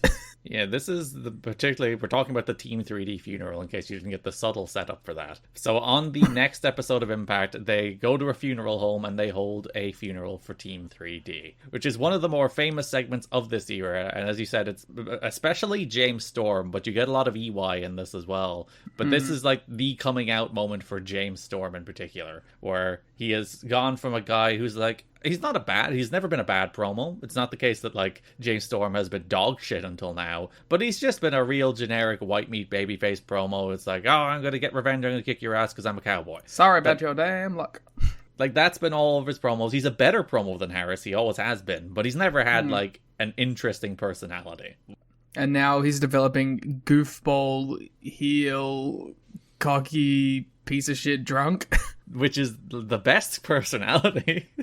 In a fictional environment, yes. I feel like if you're a wrestler who either does not have a notable character or has been an actively bad promo, I feel like if you just make somebody a goofball heel for like a year or two, they'll just find their groove and find their charisma that way. Well, because you're taking them so far out of their comfort zone that they're forced to develop personality, and then when they don't have to be so like up to 11, they can sort of just settle at a 7 or an 8 and then be a regular sort of pro wrestler. Because that's kind of what happened with AJ too. We were talking earlier about the like, oh, he's made a goof for a while, but like AJ, terrible promo in this era. Anytime he has to talk, it's dog shit. And then he does like all the Christian's Coalition stuff, and he learns from Christian, and he develops a little bit of personality, and he gets a little silly, and he kind of finally comes out of his shell. And like, it's not like, oh, then he emerges as the best promo of all time, but he does emerge as a man who can cut a promo. Oh, because once you make an ass of yourself, you don't really care about how you're perceived anymore. So if you're doing comedy shtick where you're meant to be the butt of the joke, you feel a lot more confident when you have to cut your rah-rah babyface promo a couple years later. So the premise of this segment, they just went to a funeral home, basically, and did a bunch of shtick. So they destroyed Team 3D, they left them in a bloody mess, so they're holding a funeral for them. James Mitchell is overseeing proceedings, because obviously he is the Sinister Minister. Of course. Mitchell ran down Team 3D for jumping into TNA while the getting was good, as opposed to being one of the originals, all the boys in the room who are TNA through and through. Hilarious considering Gail Kim is right in front of him. Gail Kim, who debuted after Team 3D somehow. But and they were panning in as well. There was like the guest book in the front with like Kevin Dunn, Vince and Linda, Paul and Stephanie in the guest book for a little Easter egg for the fans. James Storm desperately needs the piss. They do a gag where they put Team 3D's shirt on the coffin out of respect, but then they put a discounted twice little banner next to it. James Storm says the tremendous line, ashes to ashes, dust to dust. If it wasn't for America's Most Wanted, Team 3D might still be with us. Which is, very profound. They offer Abyss tissues. He crushes the tissue box and EY nearly jumps out of the pew. Which is, great. And it's the first time we see EY with, the scaredy cat gimmick. Yeah, he's paranoid, he's afraid, he thinks everybody's the whole funeral, he's, looking over his shoulders, too. So EY has found his personality. AMW finally explained why they joined. They say it was for the money. And then everyone, including Bobby Roode in the pews, shouts, "Money! Money!" I was like, that's the beer money thing. Then they did it for power, and then everyone in the pew shouts, "Beer!" And so they can show Team 3D they can't take their spot. Another tremendous line. Storm is listening to the casket, and he's like, "I hear dead people." And Bubba says, "Devon, get the..." And Jarrett cuts him off. It's like, their careers are already dead. They don't need another lawsuit. It's a great joke, and Storm sells it so well. Yeah, and they'll reconvene after Bound for Glory for Nash's funeral because they plan to kill him too. And as they're walking away, Storm, who previously needed the piss, starts to piss in the coffin before Harris drags him away. At the behest of Jeff Jarrett. It is just the perfect, goofy, silly, we rolled a camera and saw what happened in a funeral home with a bunch of goofballs, TNA comedy kind of segment. It's the kind of thing where it's like, it's clear they didn't really write anything, they just had some ideas, they went in there, they shot it, and it turned out magic. Yeah, this is the kind of thing that film students would shoot, but it's funny. So, hey, good work. Yeah, there's we talk about TNA comedy, and there's something to it being deliberately ramshackle. It needs to feel like found footage. Yeah, it's like the Kevin Nash stuff. It's like if there was a pre-produced promo, it would suck, but it's Kevin Nash in a hotel room and a whiteboard. It's like that's the low budgetness of it, the kind of we just stuck a camera on these guys-ness of it is what makes it good. It's like it feels improvisational. It doesn't. Well, especially because those ones are meant to parody shoot interviews too. Because so it's meant to look like literally a one camera setup in a shitty hotel room. It feels organic. It doesn't feel like a now for our scripted comedy, which I think so much of wrestling comedy feels like. Because WWE comedy is like Vince McMahon's slapstick pie in the face. And what's AEW comedy? It's TNA comedy with budget and worse. And then TNA comedy, it's improvisational. It's goofy. That's TNA comedy at its core. My favorite part of reading The Observer about this was there's he recaps it like he recaps BTE. Okay. Where it's he's just one bit after another, and usually these are the kind of things I'd hate, but it was really funny and all the gags were funny. Yeah, I get you. Oh, but yeah, one of the best bits is they come back from it afterwards, and Mike Tenay is raging. It's I cannot believe that kind of disrespect. And the crowd are chanting, "That was awesome" in the background at the vignette. And me and you were chanting, "That was awesome," while he's saying it. Dave was told told that Eric Young and AMW in particular, and maybe James Storm more than anybody, will get over strong from this, and internally people are thinking the segment will put some people on the map, which they were right, it did. So the amazing thing, according to Dave, is that the entire vignette was shot at a cost of less than $1,000. It was just done with JB's camera, no lighting, no sound guy, a one camera shoot, and edited by Borash and Jesse Ward of Tough Enough fame. Nice. So the classic, we spent no money on it. We basically just brought a camera to a funeral home. They let us film there and we filmed there. We gave him $200. On the Go Home show, franchise has Jarrett, Monty, Abyss, and Mitchell, because the main event of the Go Home show is Jarrett, Monty, and Abyss versus Styles, Hardy, and Lance Hoyt. Franchise looks to start with Jarrett, but Monty grabs the mic. Monty doesn't want to hunt with Jarrett, but against him. I was like, should have used hunt him rather than be hunted. There's something I think that's what he there. meant. I think he just fucked it up. When he said, I want to hunt against you, I was like, it's not a good turn of phrase there, Monty. Monty wants his title shot. He's never got his title shot, and Jarrett suggests Monty plays his cards right, but Monty just plans to go all in sooner or later. Whoa, Monty Brown confirmed for All In. I was watching a bunch of 2009 TNA where Sting says, I'm all in, like 15 times. I was like, oh, foreshadowing. What did he know? So the main event of that episode, Jarrett, Monty, and Abyss versus AJ Styles, Lance Hoyt, and Jeff Hardy. As Monty's making his entrance, they play the football B-roll again, so they're getting their value for money there. Fair enough. My favorite thing about every Jeff Hardy entrance is his music hits, and there's like the low male chorus of boos, followed by the high-pitched women cheering. The John Cena effect. Yeah, it's like boo every time. And the boos always come in first before the cheers get there. It's really fun. I've always loved like people who are that polarizing. So this show airs the day before Bound for Glory, and Abyss and Hardy will be in Monsters Ball. And this is the main event of this episode that airs at 11 p.m. So, in theory, the second that these guys get to the back, they're going to be dragged into their dark rooms without food. I hope they at least give them like a water so they're rehydrated after they wrestled. They don't get water. But before they go in. Nope, that's a specific rule, is that they don't get water. Yeah, when they're in there. But in like the minute while they're dragging them to the dark room, just let them hydrate a little bit. Nope. Have you ever seen Abyss? No man has ever needed hydration more. That's his plan. He got his shirt really wet so we could wring it out while he was locked in the room. He can drip it into his mouth while he's stuck there. Mm-hmm. Jeff can lick his face paint. It's actually edible face paint. Disgusting.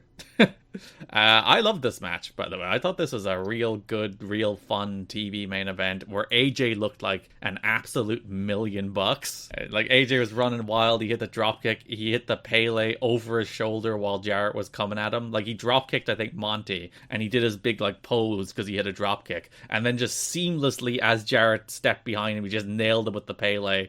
Dives and tornado DDTs, and there was a ton going on. And the cool babyface team of Lance Hoyt, AJ Styles, Jeff Hardy.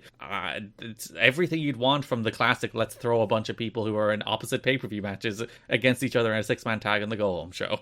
Your favorite. It is one of my favorites. It is a timeless classic. It works every time.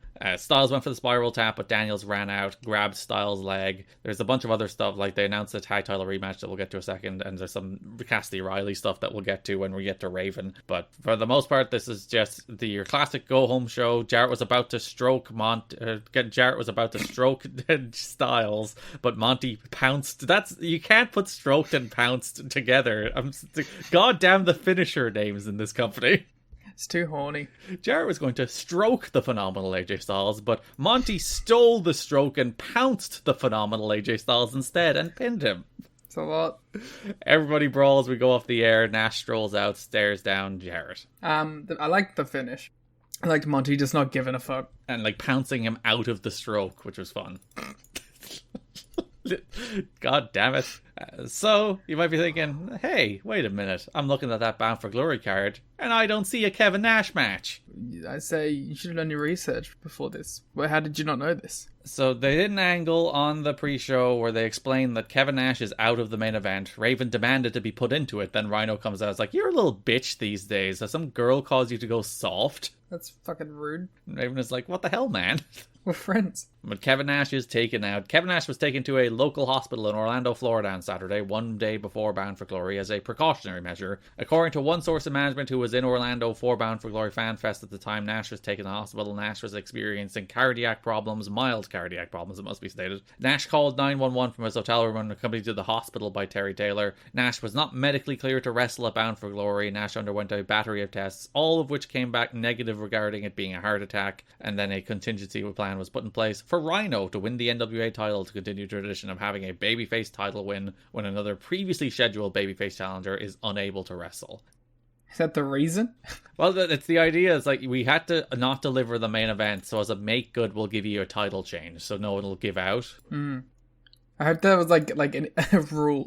Like they had to do it. If you replace the babyface challenger with a new one, you have to have them win every time. Yeah, every single time. I think every time that does happen. Like in 2018, well, when Alberto El Patron missed Redemption, they strapped up Pentagon. Maybe it does happen every time. My God, if only there was someone who knew way too much about TNA who could work this out.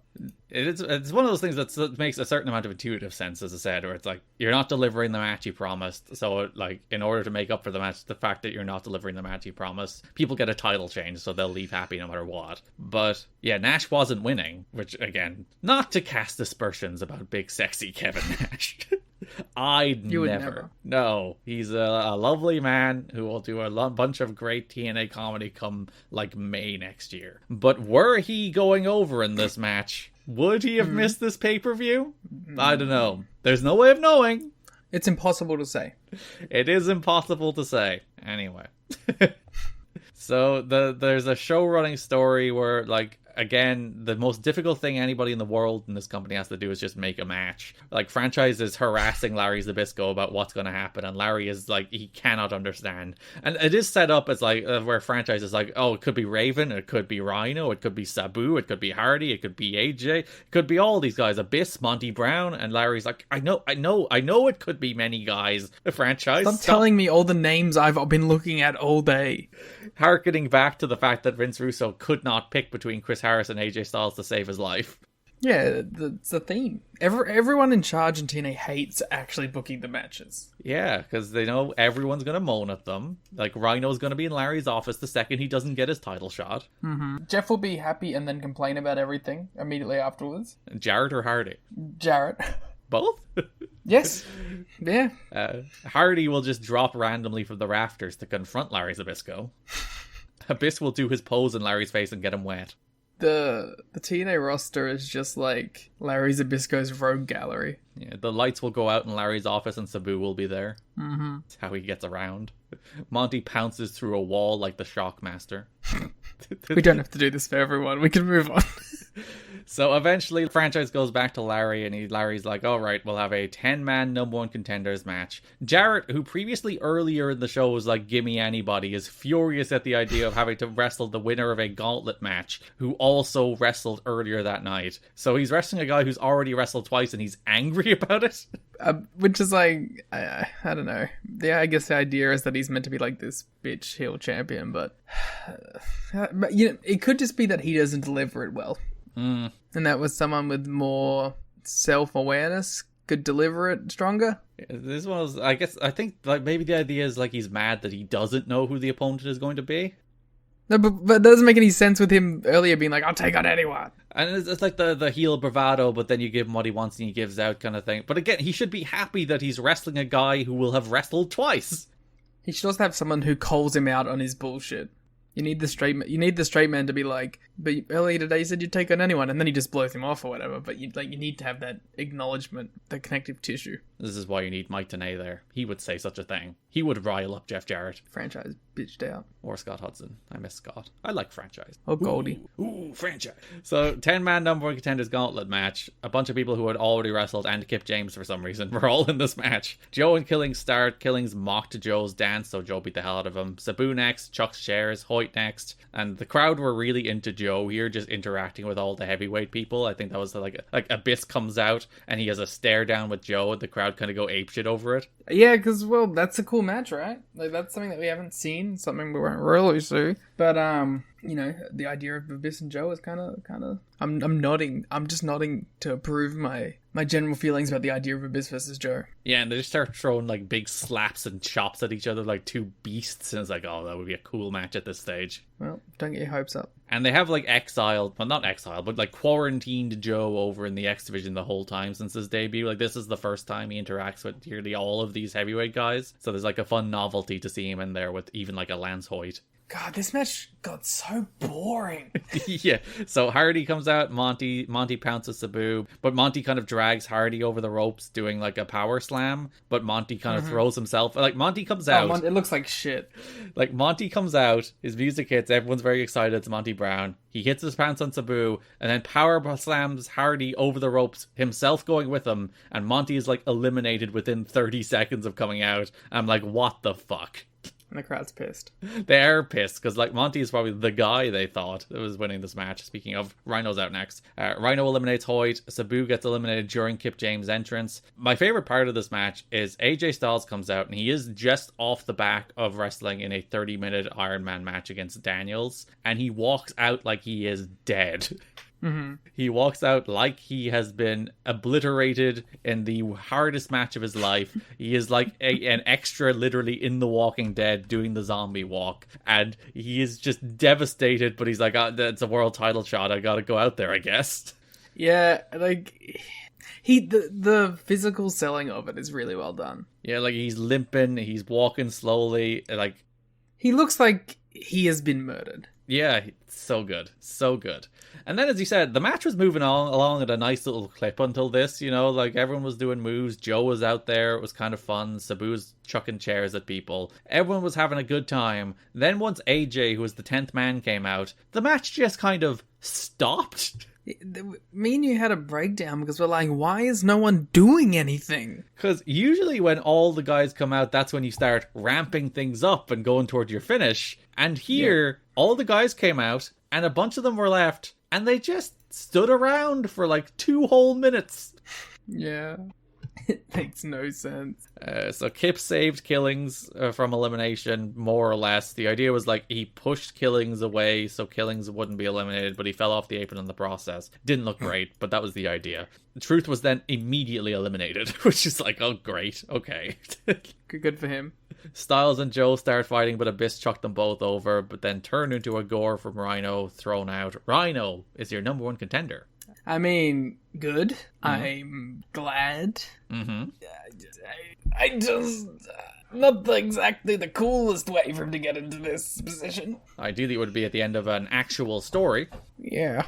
That's too much to ask in this company, to be fair. That's true. Main event, Rhino versus Jeff Jarrett for the NWA World Championship with Tito Ortiz at special referee. So funny that Ortiz is still in this. Yeah. The whole, like, Nash thing's gone. And Tito's just hanging around being like, I guess I'm enforcing this now. Okay. He's like, I have no problem with Rhino. I hated Nash, that's why I choked him out. Jarrett has security bring out a casket, which greatly tickled you. Yeah, because I was like, what the fuck? Because they fill the arena with a bunch of like smoke. They turn on the fog machine, and then there's just one security dude walks out ahead of the casket. Yeah, it wasn't the casket itself. It was the fact that this one dude just fucking walked out, and it looked like he was making his entrance. Because Jarrett like did the dramatic turn back toward and like bring him out, and the one guy walked out. He was like, who's that? I was like, oh my god, it's some guy. But then they brought out a casket because they promised to bury Nash. This is not a casket match. Tito Ortiz was ejecting Gale, which allowed Jarrett to hit Rhino right in the fucking goddamn face with a guitar. Yeah, it was sick. Because it was mid-Rhino gore with Rhino's head down, and Jarrett just swung for the fences right at that man's head. It was one of those little perfect combination moments. Rhino kicked out. Rhino then hit the gore, won the title. He's the new NWA World Champion. He briefly celebrated before Planet Jarrett attacked Rhino. He briefly looked cool. He was like, look at me, I'm world Oh no, everyone's there jumping him. They hit him with a guitar, they put him in a casket, they posed on the casket, they're all very happy. They beat the brakes off this boy. Yeah, it's his big moment, his big NWA World title win, and they beat the shit out of him and put him in a casket. It's embarrassing. Yeah, Team 3D return, they clear house. Also, like, Team 3D return far too late here. He's already, like, in a casket. They're doing their pose. Then Team 3D come out. It's like, what were you guys waiting for? They're like, he still has a chance of doing this by himself. We don't want to take this moment from him. And then they're like, he's fucked. They're like, how cool would it be if he gored, like, all 7 of these guys? They were just really rooting for Rhino backstage, and they're like, oh no, we gotta go out. He's not doing it. So Eric Young is posing on the coffin as Trill K and Team 3D run everybody off. They free Rhino, they 3D EY, they put him in the casket as the show goes off the air. Rhino doesn't even get to murder him. No. He hands him off to fucking Team 3D. The new world champion is like, yeah, here you go, you guys do it. He does get to stand on the casket and pose. Yeah, but he could have, like, Rhino driving him into it. Through it? Like, on top of it or something, yeah. Yeah, break through the doors of the casket with a Rhino driver. That'd be sick. Or gore him down the entrance tunnel while he's in the casket. I mean, listen, say what you want. You can't deny that wouldn't be sick. It would be sicker than having Team 3D make the save. Yeah, man. The original plan was for Jarrett to beat Nash when Raven would interfere, turn heel, cost Nash the match, plus special ref Tito Ortiz would also go heel. Wow, this company sucks. Where he's most natural, as it was widely agreed, Dusty Rhodes made a mistake bringing him in as a babyface. That would then lead to babyface Nash versus heel Raven. This is the stupidest shit I've ever heard. Like, this is so bad. TNA's better when that shit doesn't work because their first ideas are always fucking terrible. So with that being thrown out, as I said, they decided to go for the world title change as the make good for the not delivering the main event. Not delivering that finish. The make good was babyface Rhino wins the belt clean. A decent finish. Babyface hits Gore, pins Jeff Jarrett. Fucking dumb. So that's the world title match for the month, as Rhino is your new NWA world champion. Are you at least happy to see Rhino for a champion, as long as he will be champion? Yeah, but I don't remember anything about it. That's because it lasts 2 weeks. But listen, nope, can't say anything. It's bad. At least it happened. That honestly, that is that is the actual silver lining. At least it happened. It's nice that we'll have a very brief reprieve from Jeff Jarrett being NWA World Champion. Monty never got it. Yeah. Why not do Monty here? I don't know. It's fuck you, that's why. Yeah. So on the topic of Monty, he has a little program going into Bound for Glory as well. He has a squash match on the first episode of Impact, and then he begins pivoting to a match against Lance Hoyt. What a big show for him. With this Lance Hoyt feud. You cannot deny the magnetic force that is Hoytomania. I can. So, October 15th Impact, he has another squash, perhaps an even better one against Jarrell Clark and Mikey Batts. Well, yeah, this one kind of rocked. The start of this match, I absolutely adore. When they start diving and he catches him. Yeah, he's just like, they try to get the jump on him. He launches himself over the ropes off the back of Jarrell Clark, and Monty just catches him and kills him. Monty's like beating the shit out of him. It rules. Yeah. Pounce to Clark, alpha bomb to Bats. Monty pins both, grabs the mic, welcomes us to the Serengeti, says nobody will stop him, which brings out Lance Hoyt, as these two have already been booked in a match at Bound for Glory. Monty backs off and Hoyt does a quick promo. I just, like, there is very few wrestlers who they could do as many squash matches on TV as they do with Monty Brown in his entire time in this company, and I will enjoy them every time, because he just hits his, like, 3 high-impact moves, and they are the best. Yeah. And I think what helps it is, like, it's a dude who has a very clear understanding of what his character is, and he's got the, like, he's like dripping charisma too. So it's like when he goes out and kills someone, you're just like, fuck yeah, kill them. And when you consider, like, his whole act is like short bursts of cool awesomeness, like you drop that into like a 90-second squash against 2 guys who can bump for him, which is pretty much every squash he ever does, and you're like, yeah, he's the best wrestler in the world. Smart booking of someone. Yeah, they know when to expose him and when to put him in, like, longer matches with the right guys. And, like, his longer matches are usually 8 to 12 minutes tops, unless it's a title match against Jarrett. Like, the Hoyt match, I think, is, like, 10, maybe even a little shorter. Like, they know, like, this guy can't go 20. He shouldn't go 20. So he should go 90 seconds or 8 minutes. And that's all you need. It's the Bill Goldberg thing. Or like to like do a more contemporary example, Wardlow. Like, Wardlow doing long matches drove me nuts, because the idea is like, oh, we'll show a different layer of Wardlow. It's like, fuck off. He's Wardlow. He does power bombs. He's big and he's cool. He doesn't need depth. People like that. That's all you need. Protect him. Book around it. They won't get sick of it, because big guy that does power bombs is always cool. Then we had on the Go Home show, they had the 6-man tag main event as well that we've already talked about, which leads us to Lance Hoyt versus Monty Brown on Bound for Glory. Before the match, Franchise has Jarrett and Gale where they're doing the promo where he's like, give me anybody. But Monty walks in and demands Jarrett also says, screw Monty, because he's like, screw Raven, screw Abyss, screw AJ. And Monty's like, say screw Monty. Say it. Then he sniffs the fear on Jeff Jarrett. Jeff Jarrett's like, I'll never say that, Monty. We are buddies and we're pals. I would never say screw Monty. And as I said, Monty literally sniffs the fear. He smells the man. He's like, I can... I love how much Gale hates Monty Brown. She makes so many faces at everything Monty does. She also hasn't said a word. Which I think is like the reasonable reaction to Monty, to be fair. But like, I mean, like in any of these, like she's been in like 15 backstage promos and she hasn't said a single thing. Well, when Jackie Gata comes in, she starts shouting at Jackie. So she says words in like 6 months. Sweet. It's a big storytelling build to Gale finally getting to speak. Finally being allowed. So Monty beats Hoyt. It's exactly what you think it is. It's two guys throwing bombs, doing moonsaults, doing big boots, doing alpha bombs, compacted into like a nice little tidy 8-minute match. I enjoyed this for what it was. It was pretty good. Little mid-card pay-per-view affair. Yeah, two big guys throwing meat, whatever that Big E quote is. Slapping meat? Two big guys throwing meat. That's what he said, right? Wasn't it two big meaty guys slapping tits?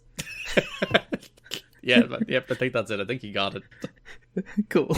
I think you nailed it. These two are best of buddies as well these days. I wonder if this is the match where they became best of buddies. I like to think so. They bonded over this 3.25 star Bound for Glory match. 3.5? How generous was I for this? 3.5. Yeah, I was in a good mood. Look at these boys hitting each other. You've soured on Hoyt though, have you? Yeah, he's shown no sign of improvement. So I'm just kind of bored of him. Well, I think bookers are at this stage as well, because this is kind of like the end of Hoytomania. Not that they really committed to Hoytomania at all. Which I think is the problem. Yeah, they were like, let's dip our toe in the idea of the singles run. We'll give him like the singles Bobby Roode match. We'll give him a singles Abyss match. And we'll give him a singles Monty match. But what's the common denominator between those 3 matches, Liam? Taking them L's. Yes, he lost all of them. He probably, he should have beaten, you can understand him losing to Monty and Abyss, but he really should have beaten Roode. Because that was right when things were popping off too. And Roode is honestly below Hoyt's station.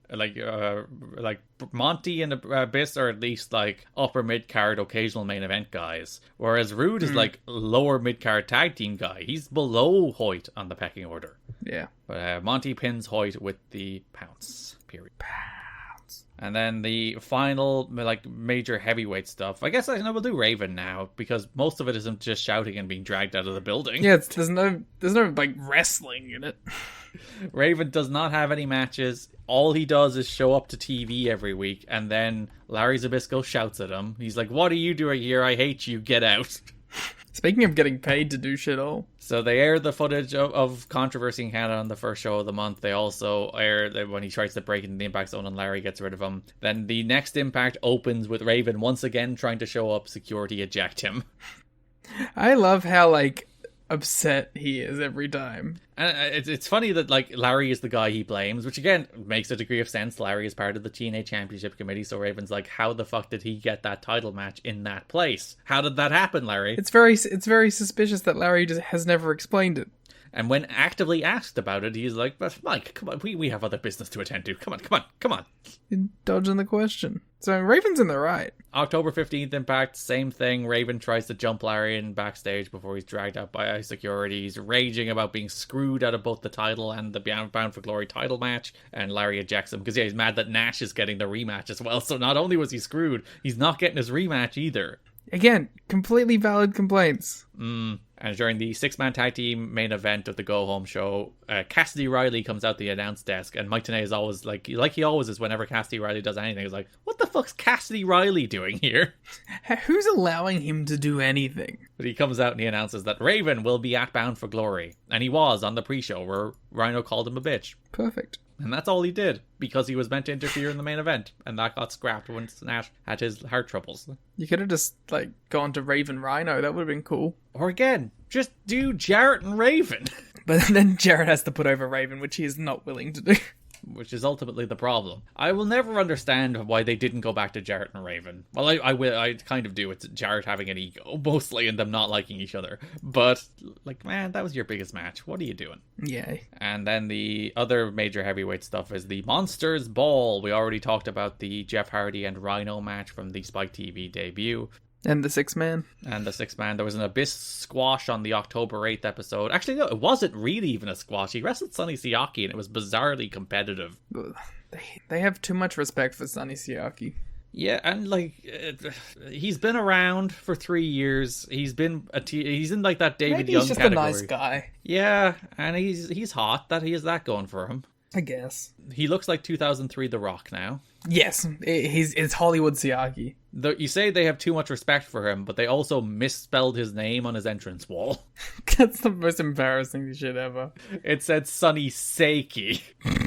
Which is maybe his NXT name when he jumps in like 2 months. Or FCW. Crowd were firmly whoa abyssing. Siaki ran wild, hit a Rana, but Mitchell distracted him. Like, it required a distraction finish to beat Sonny Siaki. Heading into Monsters Ball. Yeah, I don't get it. That's a weird one. Just like beat him. And Abyss has squashed Siaki before. He's beaten him in a minute on Impact before. Just squash him again.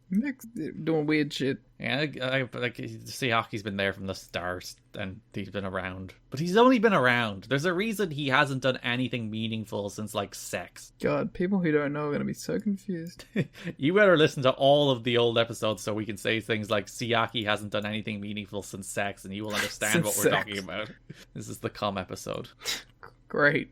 James Mitchell told the Wrestling Epicenter radio show that he is happy with his role in TNA. I'm actually happier with my place in the business than I've ever been, he says. Abyss is somebody I wanted to be with when I first saw him. We teased we were going to do it right before Dusty Rhodes took over the book. The week I was supposed to come in and be revealed, Bill Behrens told me I wasn't on the booking sheet. So I was kind of pissed off about that. I had cancelled a gig to be there, but he's a big scary monster and I'm a creepy little bastard on why that works. It's perfect.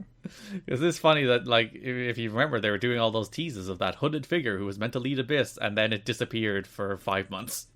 Even though everyone knew who it was. They even did the voiceover leading to the first Monsters Ball, where it was very obviously James Mitchell's voice. Yeah. And then Dusty's like, fuck that, he's too spooky for me. Yeah, that's actually the lore. Dusty just got scared. He's like, this man is demonic. I can't put him on my show. Can you say demonic in Dusty Rhodes' voice? This sinister minister, daddy, he's demonic. Demonic. Next Impact, October 15th, we did have Rhino facing Sabu. These are two fun guys to have on TV. I appreciate because this is the TNA hardcore division. At one stage, Rhino brains Sabu with a chair, and Andrew Thomas is like, go for it, pals. Of course. Who's going to stop him? Abyss runs out, tries to interfere. Sabu throws a chair at him, but this opens the door for Rhino to hit the gore for the win. Abyss looks to use some tacks, but Hardy makes the save. Sabu hurls a chair at Rhino. All four men stand off, and then security separate them.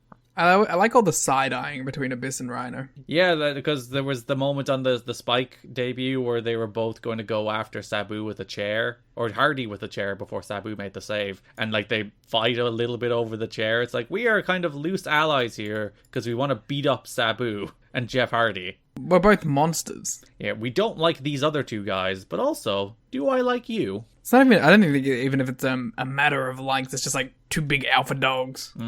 Only one alpha dog can exist. The alpha male. So all the guys ran out in the go-home show after the main event in the brawl, which leads us to Monsters Ball, in which Rhino defeats Jeff Hardy, Abyss, Sabu, in a hell of a plunder brawl. Yeah, this is a lot of fun. Like, it's nice to actually just have some fun bullshit on the pay-per-views, and this definitely delivers in that respect. I've always been a big advocate for, like, just hardcore divisions, just guys who will do wild shit to each other. And, like, these are four guys perfect for that little subsection of the company. It's just like Rhino, Abyss, Sabu, and Hardy. You can put them in pretty much any combination in a dumb plunder match, and they will have a very enjoyable dumb plunder match. And you put them all together in a dumb plunder match, and they'll take it to the next level, and Jeff Hardy will jump off the top of the Impact Zone. Yeah, the plunder match from Dynamite 100 gave me a lot of vibes from this. 200, I assume? 200, sorry. The three-way? Yeah. You just needed Mox to moonsault off the top of the stage. Imagine Mox in the 2005 5 TNA Plunder division. Oh, you put Mox in this match against like this Sabu and this Abyss and this Rhino, he's having a great time. So Jeff Hardy did hit the... Chuck Trent in there too. Yeah, arguably, like, both best friends, the sneaky Plunder gods. Not even sneaky. I think everyone needs to acknowledge that Chuck Taylor is one of the greatest Plunder workers of all time. So Jeff Hardy hits, I think, the biggest Swanton bomb of his career in this match. Well, definitely the most dangerous, I think. It is absolutely, positively the most dangerous Swanton he's ever done. Because, like, all of the WWE ones he's done have been, like, you know, it's really high, but he's landing on a very, very obvious crash mat. And it's, like, there's actually, like, a surprisingly large margin for error in a lot of those Jeff Hardy WWE Swantons. Because even, like, the ones where he's just doing it through a table, it's just, like, it's pretty straightforward. It's just straight down. Just flip over. Yeah. I say as if I could do it. I know, it's like, it's perfectly normal to do a swanton off a 15-foot ladder through 2 tables. But that's fine. That's regular business for this man. Yeah.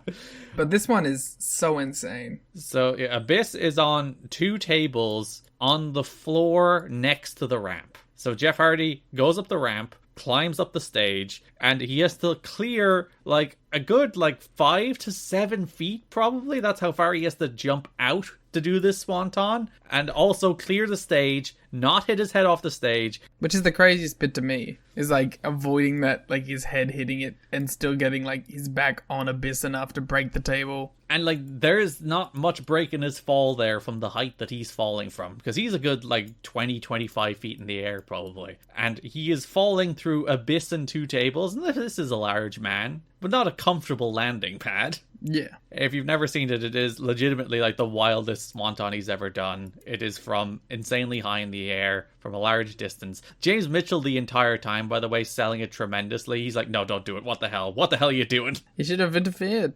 He's making many shocked faces as Jeff hits the swanton over the stage, through Abyss, through 2 tables, as Rhino and Sabu are just doing stuff.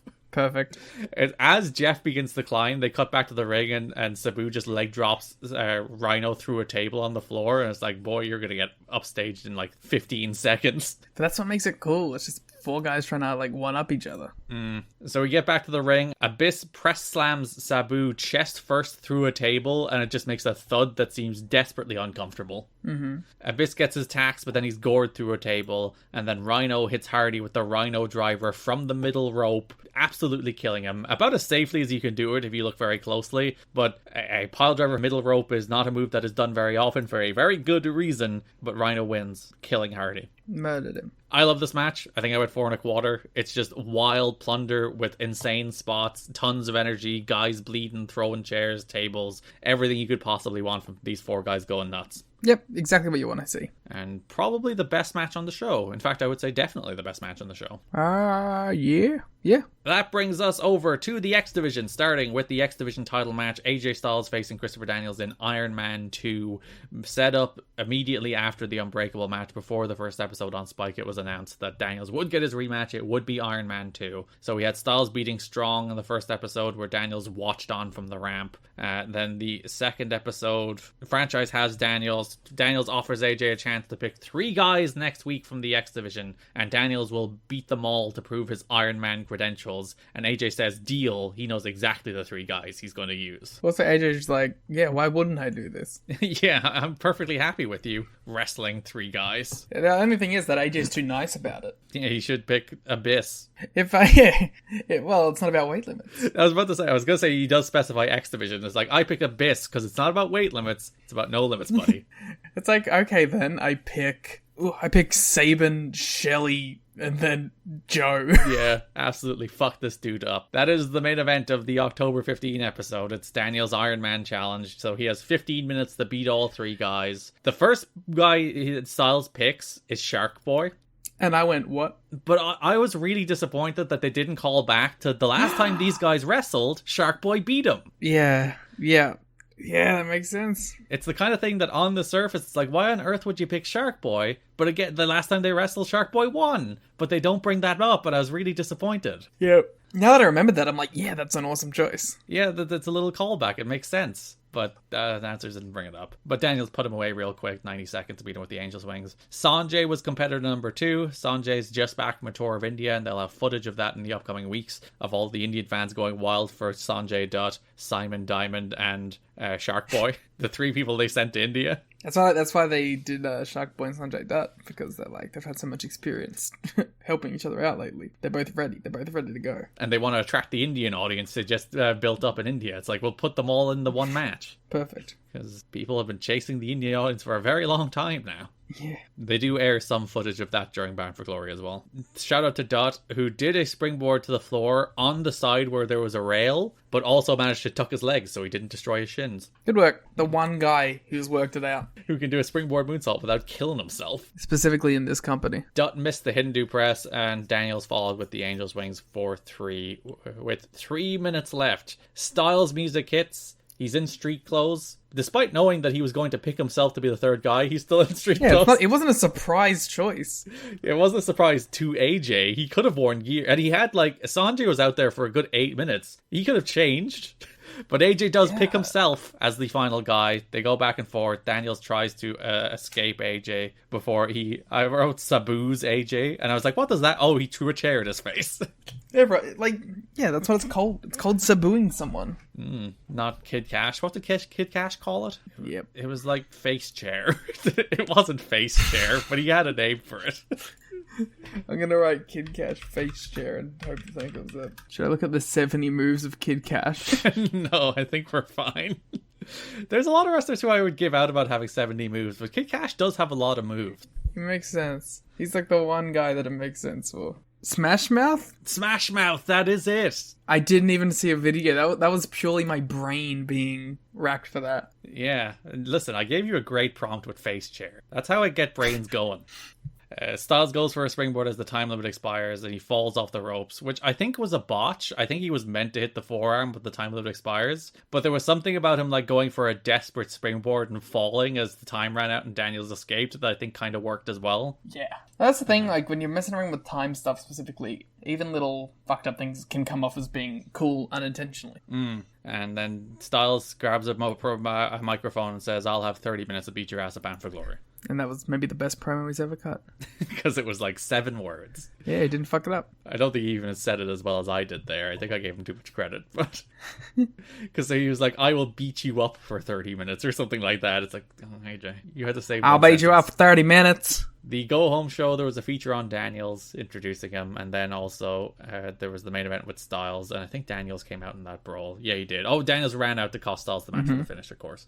Leading in to Iron Man 2, AJ Styles defeats Christopher Daniels 1-0 to retain the X Division Please title. give me your review of Iron Man 2, and I ain't talking about the match. Oh, the movie?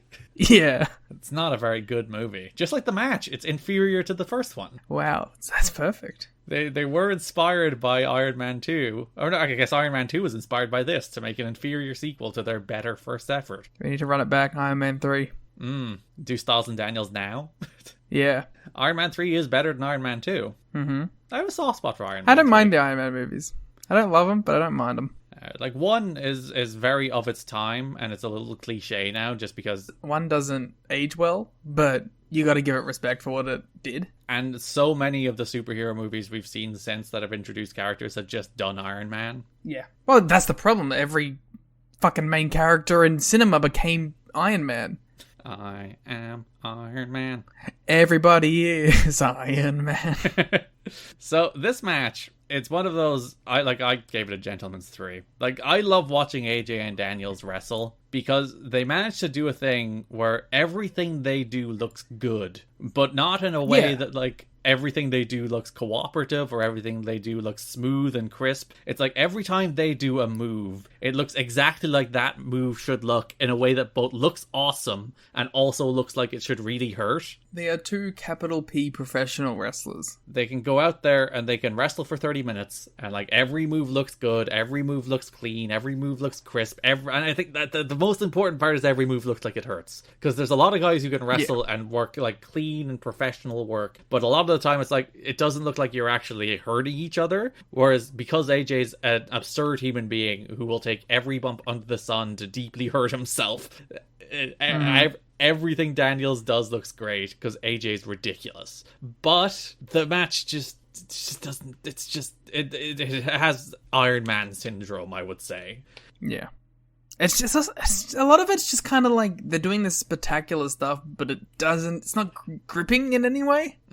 Because like the way they work the match is like the finish is Styles hits the Styles Clash with 2 seconds left, wins 1-0, getting that win right in on the buzzer. So when you do 30 minutes where people expect falls, you don't do any, it just feels dry. Yeah. Whereas if you did like a 30-minute match that built to that finish, I'd ideally prefer them to go shorter because 30-minute matches are ridiculous most of the time and you don't need to go 30. But if they did like a 30-minute match instead of a 30-minute Iron Man match, where like everybody knows they're going 30 no matter what, it just takes a lot of the tension out of everything else that happens in the match. So like they're doing a bunch of really clean wrestling, but it just doesn't feel like it's building toward anything, and the crowd aren't really there for it, and it doesn't have the same narrative the first one had, particularly toward the finish with like the bleeding AJ and the Koji clutch and how striking an image that was and how great a finish that was. Like this match has none of that stuff. Yeah, there's none of the like I can't really think of the term that I want to use, but like the first one felt like it had a lot more energy. Yeah, and like there's the moment in the first one where like 8 minutes or so to go, or however much it is, like Styles starts bleeding, and then the match like really turns where Daniel starts aggressively going after Styles' cut to set up the finish, and like that's a really cool story. And this match, and they did a couple, because that match ended 2-1 in overtime. This match ends 1-0, so they incorporated a couple of falls into the first match as well. It's just a little bit flat. It's very good wrestling that ultimately doesn't really go anywhere. Yeah. Styles retains. Styles Clash right on the buzzer, gets the 3 count. They do ring the bell right when he hits the Styles Clash. It's like, pals, you gotta wait 2 seconds. The match's not over yet. They just gave it to him. Yeah, it's like, well, Daniels, like, he did win with 2 seconds left, so like literally Daniels couldn't get an equalizer at that stage just based on seconds. But also, you gotta wait for those 2 seconds to play his music, guys. Yeah, come on, show some respect. Yeah, good match on the strictest technical sense. The other big story in the X Division, there's actually a couple of smaller ones bubbling, but the other one is Ultimate X, as we had the Sabin, PD, and Shelley match on the Spike TV debut. What a fucking... all I can do is think of that Ultimate X finish. Woo! Dave Meltzer on the Wrestling Observer was like, we don't know who okayed, because the finish of the Ultimate X, we'll do the TV in a second, but the finish is that at one stage in the match, the X falls, and they get a ladder, they put it back up. Then it starts dangling again, and Petey Williams, smart man that he is, just drops to his knees beneath it and catches the X when it hits the mat, and they give him the match and they call it there. No, when it hits the mat, he just catches it midair. That's important, because he has riz about it. Yeah, and everything about the timing of that finish is so well executed. Like, the amount of time that PD, like, waits under, the amount of time he drops to his knees, and then, like, the dramatic tilting before it falls. There's about 10 different things that had to happen exactly the way they happened for it to come across it well. Yeah. And they just all did. It's like fate was on their side for the shitty finish of the X falling, ending up being like something that was really cool. And like if Sabin won like that, it's shitty because he's a babyface. But like if PD being like the evil Canadian winning on the cheapest way imaginable was so good. In a way that feels like it should be against the rules, but technically isn't. Yeah, it's like the rule is you have to get the X and hit the mat. So PD was already at the mat. The X came to him. That's not his problem. The X chose him. Yeah, it's destiny. But yeah, Dave Meltzer in The Observer was like, we don't know who okayed ringing the bell for the finish because no one wants to admit to it because it was such a terrible decision. It's like, fuck you, you're dumb. Fuck you, you're wrong. He's so wrong. Like, that's... if the X is going to fall twice, if you're going to have the embarrassment of the X falling twice, like, it's so much better for it to fall the second time in a way that actually almost makes it seem like a deliberate choice. It's like, the first time it fell was actually to condition you to think it could fall, to set up the finish where it falls into PD's arms. Also, it was perfectly shot, fuck off. Yeah, and even the fact that it fell twice almost works better for the finish. Yeah. Like, it's so good by complete accident. And the match is fine. They do spears off Ultimate X's and stuff like that. It's your classic mid-range Ultimate X match. Yeah. The finish is the best thing about it. Yeah, the finish is the best thing about it. Like, Sabin powerbombs him from the cables. Tracy distracts Petey with her boobs, quite literally. Bentley does an elbow drop. Like, there's good stuff. But yeah, when Sabin and Bentley drop from the cables and the X comes loose and it dangles precariously, and Sabin and Bentley were the two that took each other out, and Petey is the one there. It just works. It just works, and it rules. And the fact that Petey had, like, the foresight to be like, I just gotta catch it here. And, like, whoever did call for the... Because it probably wasn't D'Amore, because D'Amore was out there. So it was probably someone in the back who's like, just call it, that's it. Whoever made that call, good decision. They should be in charge. And watch it be Jeff Jarrett. Sorry, I gave credit to Jeff Jarrett and my body rejected it. That's fair. Just shutting down. The Rewoo sensors have gone off. It's one of my favorite things at the finish where, like, you could see everybody's upset, but PD has to, like, celebrate, but he's clearly upset. Yeah. Sabin looks legitimately pissed. Oh, he's fucking raging. Of course, at the injustice of the finish and nothing else. See, I was like, I wonder if he's mad because he was scheduled to win. They did announce that, like, Mike Tenay says on the Go Home Impact that Ultimate X is coming to Spike TV. So they did already announce that Ultimate X. I'm not sure what the Ultimate X match they were going to do was, but they end up doing a rematch on TV. But yeah, I wonder what they were going to do with that Ultimate X. The October 8th Impact, Christopher Daniels faces Matt Bentley and Austin Aries in a 3-way match. I like this one because it's 3 shitheads. Like, it's 3 not good guys. Just being mean. Yeah, it's a like, I love a dynamic like that when you have multiple heels or multiple baby. But multiple baby faces doesn't work as well because it's normally just like them having a match. But like, I love some heel versus heel shtick. Yeah, baby faces just do moves where heels get dastardly. Yeah, I love 2 heels trying to out-bastard each other.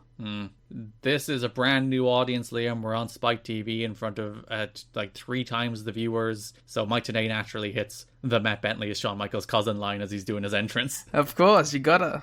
Which he hasn't done. It's like the Canadian Destroyer in the first episode. It's like, you gotta hit the Shawn Michaels' cousin line, which he hasn't been doing lately. But he has to let the people know. Actually, he's gonna be on pay-per-view in a big match.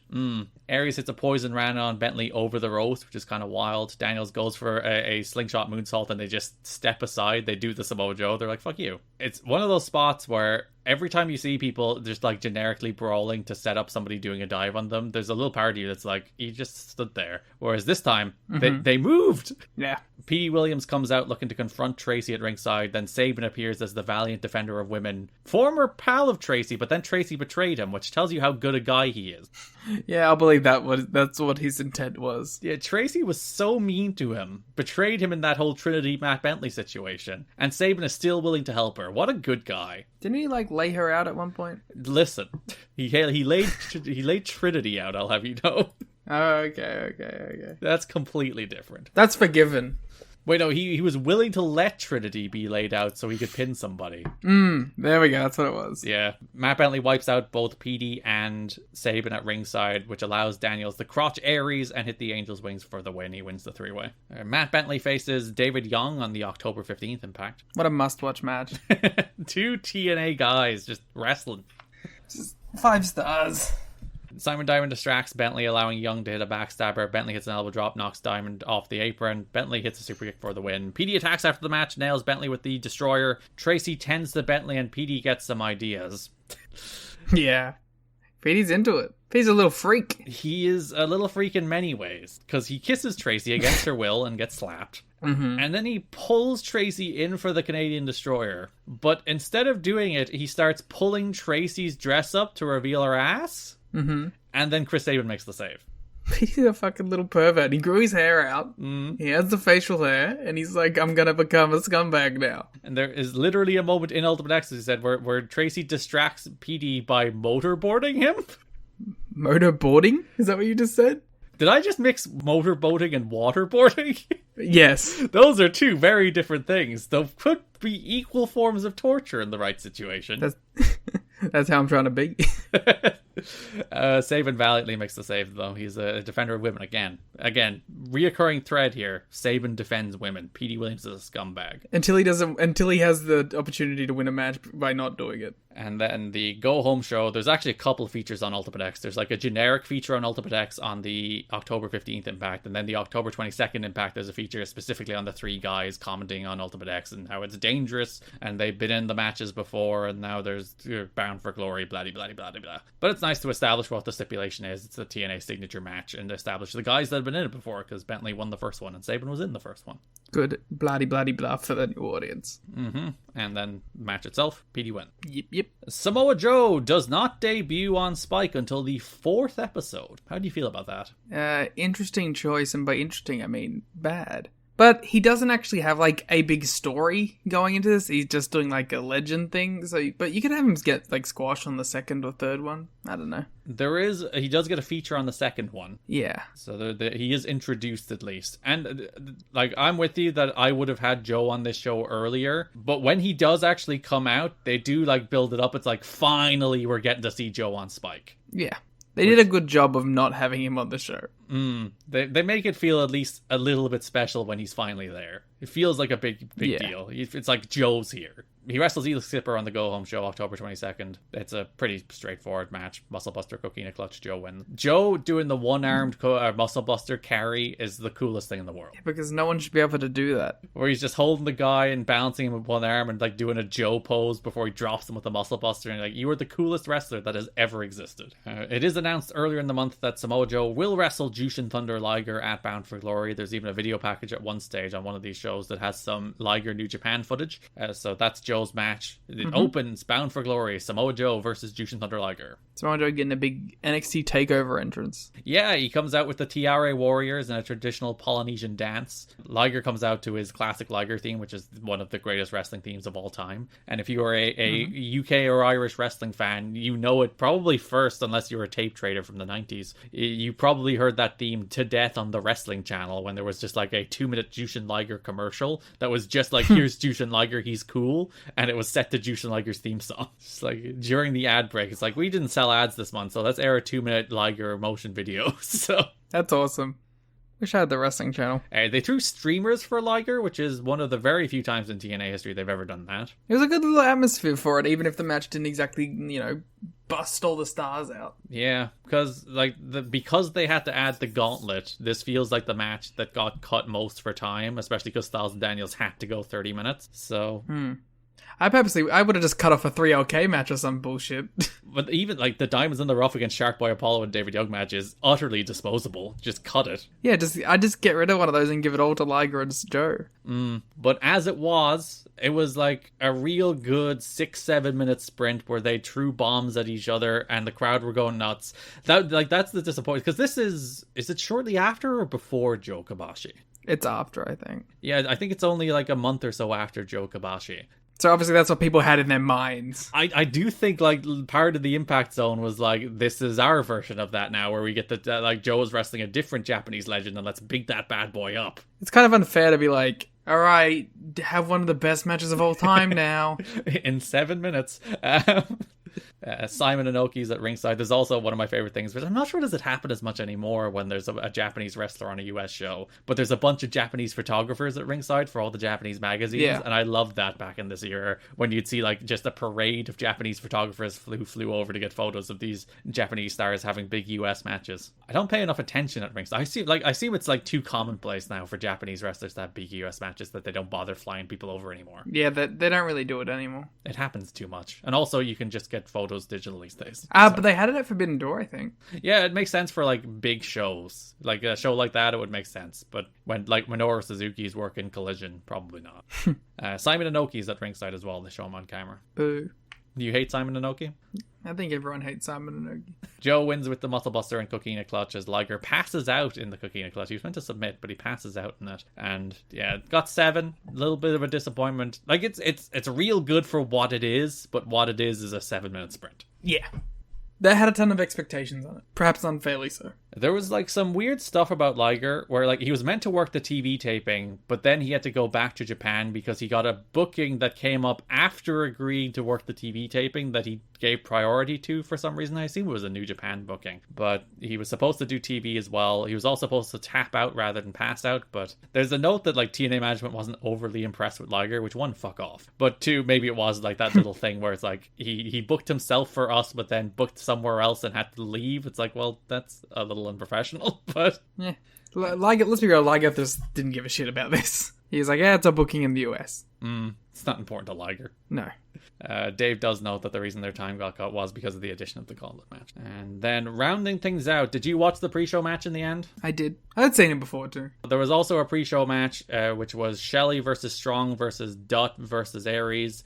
Probably the second best match on the show. Yeah, probably. I mean, it's just like those guys having a really good X Division multi-man. Yeah, they're going out there first at the start of the pre-show with a red hot crowd, and they get like 12 minutes to just go out there and kick a bunch of ass. And they kick a bunch of ass. It's really surprising they just never decided to give Strong a deal. Well, there was like they fall out with Ring of Honor soon and all that, but like Strong and Aries are presences on the show at least for the next 3 months or so before they have the final like falling out with Ring of Honor where a bunch of these guys drop off or are forced to choose. But yeah, it's just one of those things. It's like you have a really good base to the X Division right now with the likes of Strong and Aries bolstering it. That like you could move those guys up into meaningful matches against Joe or Daniels or Styles, like the actual like quote unquote stars of the X Division right now, or like the other generation of like Sabin, Bentley, PD, Shelley. It's like there's so many combinations of cool X Division guys you can have here in the end of 2005, and it is a shame that Aries and Strong just go away. Tis. The crowd are doing dueling We Want Sanjay, Austin Aries chants while Shelley and Strong are wrestling, which is quite rude. They also were chanting for the sprinkler, so I don't think we have to trust these fans. You don't love Sanjay's The Sprinkler? It's so dumb, but I like. Of course, it's one of those stupid things I would get over every time. Dutt does pin Strong with the Dragon Rana from the top. Cool finish, cool match. Which is impressive. I love the Dragon Rana. Yeah, they go a million. He also does like the Slingshot Dragon Rana at one stage, which I also love. Yeah, I love old Dragon Rana variants. They go a million miles an hour. It has 4 great wrestlers doing great wrestling. If you've never watched this match, because it is on the pre-show. Well, like to be fair, they do build it up the way they promote the pay-per-view. It's like, oh, it's actually a 3.5 hour show, but the first half hour is free. Like that's the way they did promote it. So they tried to make the pre-show at least seem a little more important. And the fact that it was on the pre-show means it probably got more time than it would have, and it was also free, so more people probably saw it. But if you haven't, this match kind of rocks. Exactly. That brings us to the tag team division, of which we've covered some, but the Naturals are around. They're a thing. Remember them? Do you remember the Naturals, Liam? I don't. I try not to remember the Naturals. Do you have any memory of the existence of the Naturals? This month? Specifically? It's probably a question for TNA in general. It's like, do they have any memory of the existence of the Naturals? Well, because like they were they weren't there, and then they were just like, all right, defending them against the team that I legitimately thought they were the champions already. Because like the Naturals are mentioned, as we said, in the opening video on Spike, because they run down the champions like the Naturals. They also at one stage get their own little video, and then the opener of the October 22nd Impact, it's actually not the opener, it's the second match on the show, is America's Most Wanted defeat the Naturals for the NWA World Tag Team titles. Yeah. So they're in a video, they get a video, and then they lose the belts. They clearly did not want to have them like anywhere near this. Again, you got to go back to the default state, Liam. You got to get those belts on AMW. Yeah, they couldn't even wait till the pay-per-view. Because, well, they wanted to do a rematch on the pay-per-view. Listen, 1.2 million people watched this match. Well, good on them. Don literally says, as the Naturals are coming out, people tend to forget the Naturals are tag champs. Saying the quiet part out loud, dude. They do work real hard. Like, Chase does a shooting star off the top to the floor. Yeah. They always try hard. I've never said that the Naturals don't try. Andy Douglas bleeds buckets in this match. The story, they have like a 2-week blood feud. Yeah, like Douglas is bleeding everywhere. They get the heat on him. Harris takes out Rudy with a missed clothesline. Stevens fires up, but Naturals hit Harris with the natural disaster. But the referee is down. Gale accidentally Hurricane Rana as James Storm. I love the idea of an accidental Hurricane Rana. And it looks really bad. Yeah, because they don't take the bump properly and they just kind of tumble away. Which I guess is how an accidental Hurricane Rana probably should look, but also it should look better. The Naturals go to natural disaster. Gail Kim, who's really in the firing lines. Gail doesn't get to say anything, but she does get to be nearly assaulted on every show. Yeah, it's insane. I don't know why. Well, she's a heel. Well, I know why. This was the stylings of the time. Was it the same episode that Petey Williams tried to fondle Tracy? No, it wasn't the same episode. That was the very previous episode, to be fair. So back-to-back episodes where women are being assaulted. But yeah, they go to natural disaster Gale, but Jarrett sneaks in, low blows Douglas. Storm then, for the first time in TNA history, smashes a beer bottle over the head of Chase Stevens to win the NWA World Tag Team titles, and we are officially back to the default state of Jarrett AMW style. For like a week or two? A day. A day or two? A literal day until Rhino wins the belt. But yeah, the beer bottle. It's nice to see it. It's a great gimmicked weapon, isn't it? It might be the best gimmick weapon. Oh, and James Storm. Was it this match or the pay-per-view match? Oh, it was the pay-per-view match where he was like, the fans threw the bottle in. Yeah. And he tried to blame the fans and said the fans blew the bottle in, and the ref was like, well, I guess I can't tell him no. Yeah. I have no proof to the contrary. Yeah. Because it is the downside of, like, it is a phenomenal weapon. Like, it looks so good visually, hitting somebody with a beer bottle. And one of those things, because it's made out of sugar glass, I assume it doesn't hurt remotely. So it's one of those just... It doesn't hurt at all. It's such an awesome pro wrestling weapon. But yeah, the downside is, like, there is evidence everywhere. But don't worry about it. Yeah, they're trying their best. AMW are your new tag champs. Then they do a rematch on the pay-per-view, which is pretty okay, but also the same match, but worse maybe. The story of this one is AMW cuff Andy Douglas to the rail to give him the numbers game. Gale distracts Stevens, allowing Storm to hit with the beer bottle. Rudy sees the glass, as said, but Storm accuses a fan of throwing the bottle, which is a tremendous bit. Death sentence on Douglas to retain the titles. I preferred the TV match, had more energy. Chase Stevens at least did shooting stars to the floor. That's the most you can ask. It is. As I said, like the Naturals remind me a lot of the Guns in terms of teams that are probably pushed above their station. But my thing is, at least Chase Stevens occasionally moonsaults and or shooting stars. I thought you meant the Machine Guns for a second there, and I was like, what the fuck are you talking about? Yeah, everyone relates Chris Sabin and Alex Shelley to Andy Douglas and Chase Stevens. Yeah, the two greatest tag teams in TNA history. Not at all Austin and Colton Gunn. Yeah, they have that same energy of a team that's pushed above their station, who would have a role at a certain level, but that level is not tag team champions. But as I said, the difference being Chase Stevens will occasionally moonsault off a cage. The Naturals have that going for them. We're also a few months away from Chase Stevens shooting starring off a cage, but that will go well for him. Diamonds in the Rough, they have a month. They're around. They're around, I guess. It feels generous to say they have a month. They exist in TNA in this month. Mm-hmm. We already talked about David Young and Matt Bentley, and then we just go straight to the pay-per-view. And Skipper lost to Joe. It sets up the Diamonds in the Rough versus Shark Boy, Apollo, and Sonny Siaki. I say this with like every ounce of love I can have in my heart.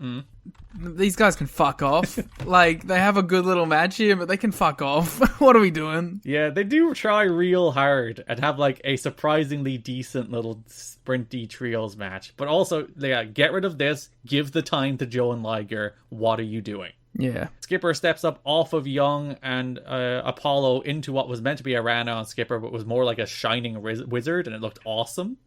Yeah, that was like the coolest spot. It wasn't intentional.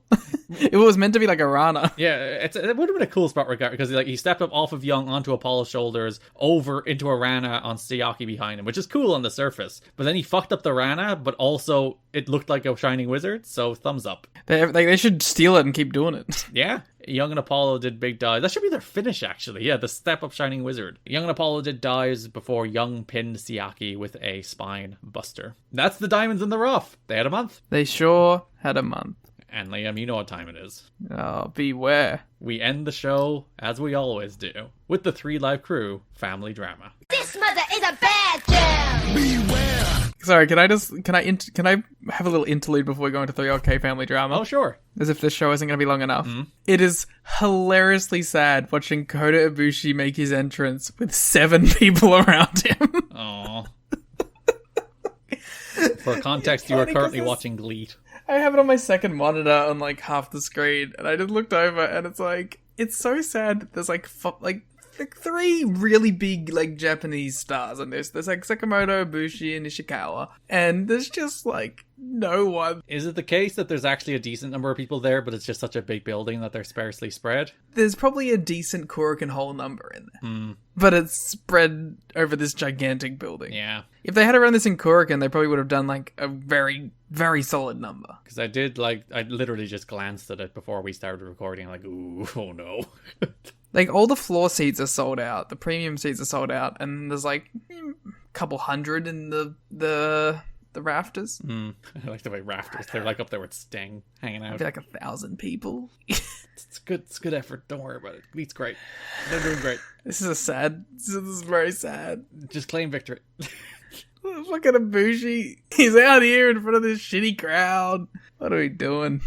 That weird thing where he's like, my leg is bandaged, I have a fever, I can't go to the press conference today, but I'll wrestle tomorrow, it's fine. It was tonsillitis. Yeah, it's like, I guess it's because it's specifically a press conference, he can't talk, but... Could have just, gone in your suit and taken a photo. Anyway, 3OK. Beware. So they come out at the end of the first episode to shout at Jarrett and do a brawl. Then the opening match of episode number 2 is 3 Live Crew against Team Canada in what I like to call the 3 Live Crew special, but in a good way. One of those like high energy 4-minute matches that they hit all their spots and it's actually pretty good for the most part for what it's... That's their role. Yeah, they can't do a real match. They just like they're just a catchphrase team. They are just a high spot team. And if they just hit their high spots in 4 minutes, get in and out with a bunch of guys who can bump for them, it's pretty good. Yeah. D'Amore is on commentary gloating about how their plan came together. The crowd then sing the American national anthem. Which is kind of a good bit. It becomes a reoccurring theme this month in the Team Canada matches that the crowd just sing the American national anthem. Which I'd like to think is long-term storytelling building to this year's Slammiversary, where during the Team Canada match the crowd sang the Canadian national anthem as revenge. It was the same crowd, I'm guessing, so telling stories. The same people in Windsor in 2023 were in Orlando in 2005. Yeah. The diehard fans. Mm-hmm. Kip James watched on from the ramp. Conan completely whiffed on a shoe. Completely, because EY was crotched on the ropes. Conan takes his shoe off, lines it up, completely misses. Thankfully, he has 2 of them, so he hits the second one. And Don tries to put over the devastation of Conan throwing a shoe by saying he's got a pretty big foot. Shut up. So that's why the shoe is devastating. Yeah, it's okay. Truth pins EY with an axe kick. Canada attack. Kip James makes the save. Conan's still like, I hate your guts. Who gives a shit? There's still family drama here, Liam. Yeah, and there will be forever, Hickenbottom. October 22nd, Bobby Roode faced Ron Killings. Okay. BG does an introductory rhyme just for Ron. Crowd sing the national anthem again. Ron hits a fucking lovely dive to the floor in this match.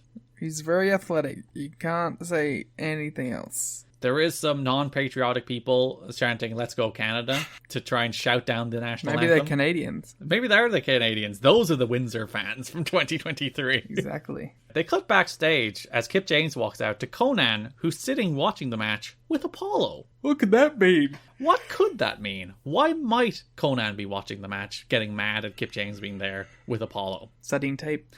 Like Shelley and Waltman? Yeah, they just moved the gimmick over. And Kip and BG are arguing at ringside. Conan comes out, gets in Kip's face. Ron comes to ringside, but Kip pushes him. Kip and Conan brawl as security separate them. All the ringside antics allow Roode to crack Killings with a hockey stick for the win. That sets up their pay-per-view match as there is still distrust between Conan and Kip James. Which takes us to the pay-per-view in which Team Canada defeat 3 Live Crew. Same thing really, where it's a nice little sprint for the most part. Shocked that it's the same thing.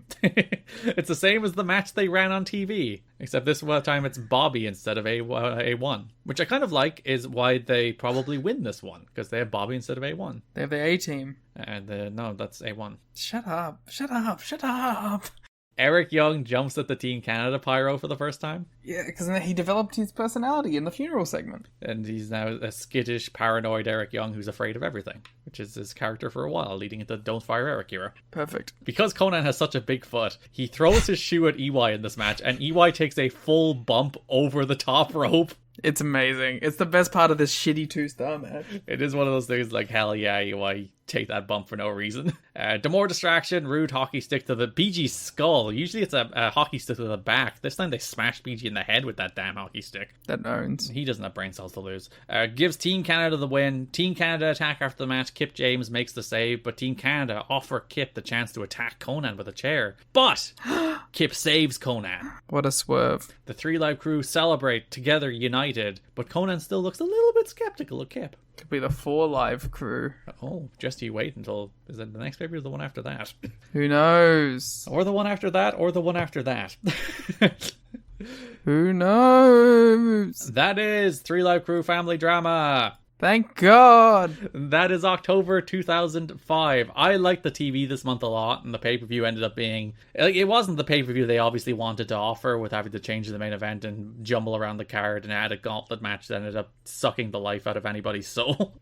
And Styles and Daniels didn't hit in the level you'd expect. So, like, the pay-per-view probably wasn't on the level you would hope the pay-per-view to have been based on the TV. But the TV is much more watchable. There's big matches. There's meaningful main events. There is tremendous skits, which is the most important part. There's features on every episode introducing you to AJ and Daniels and Joe and the X Division and AMW and the Naturals and all these people. I think for a first month on Spike, the TV is like a home run success, both from a ratings perspective and like it's pretty darn watchable. And then the pay-per-views, it's not bad. It's pretty good for the most part, but it's not like a home run pay-per-view you would have wanted for the first of the Spike era. A good first impression for the company. Obviously, it worked because they like got way more people watching the show week after week.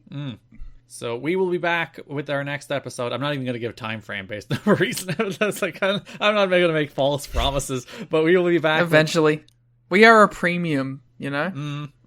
We're the special little treat you get every so often. Yeah. You know, if we got us every 2 weeks on time, would you really want us? We will try to make it a little closer to 2 weeks than the longer than a month it's been. Don't give him hope. But we'll be back with the Genesis episode and whenever we're back. Our next Patreon episode will be, we catch up on Rain Takers, as well as the next episode of Lucha Underground episode, covering episode 3 and 4 of that will be hitting your Patreon feed in the next week or so.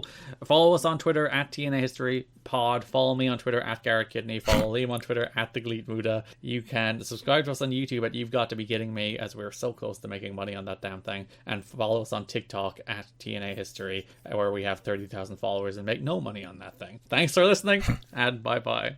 Fucking yeah. Hello everyone, my name is Taylor. And I'm Kelly.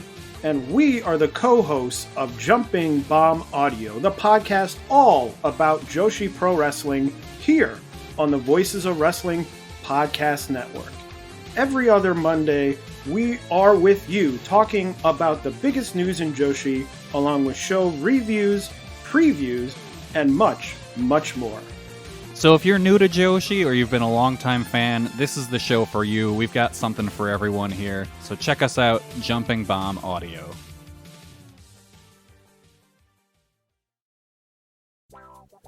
Do you like wrestling trivia? Then check out the 5-Star Match Game, the Pro Wrestling Quiz Show. I'm Joe Gagney, and every episode, I grill 3 contestants with 5 rounds of power-packed wrestling trivia. We have over 30 evergreen episodes in the archives covering WWE, AEW, Japan, Mexico, and much, much, much, much more. Play along at home and check it out today.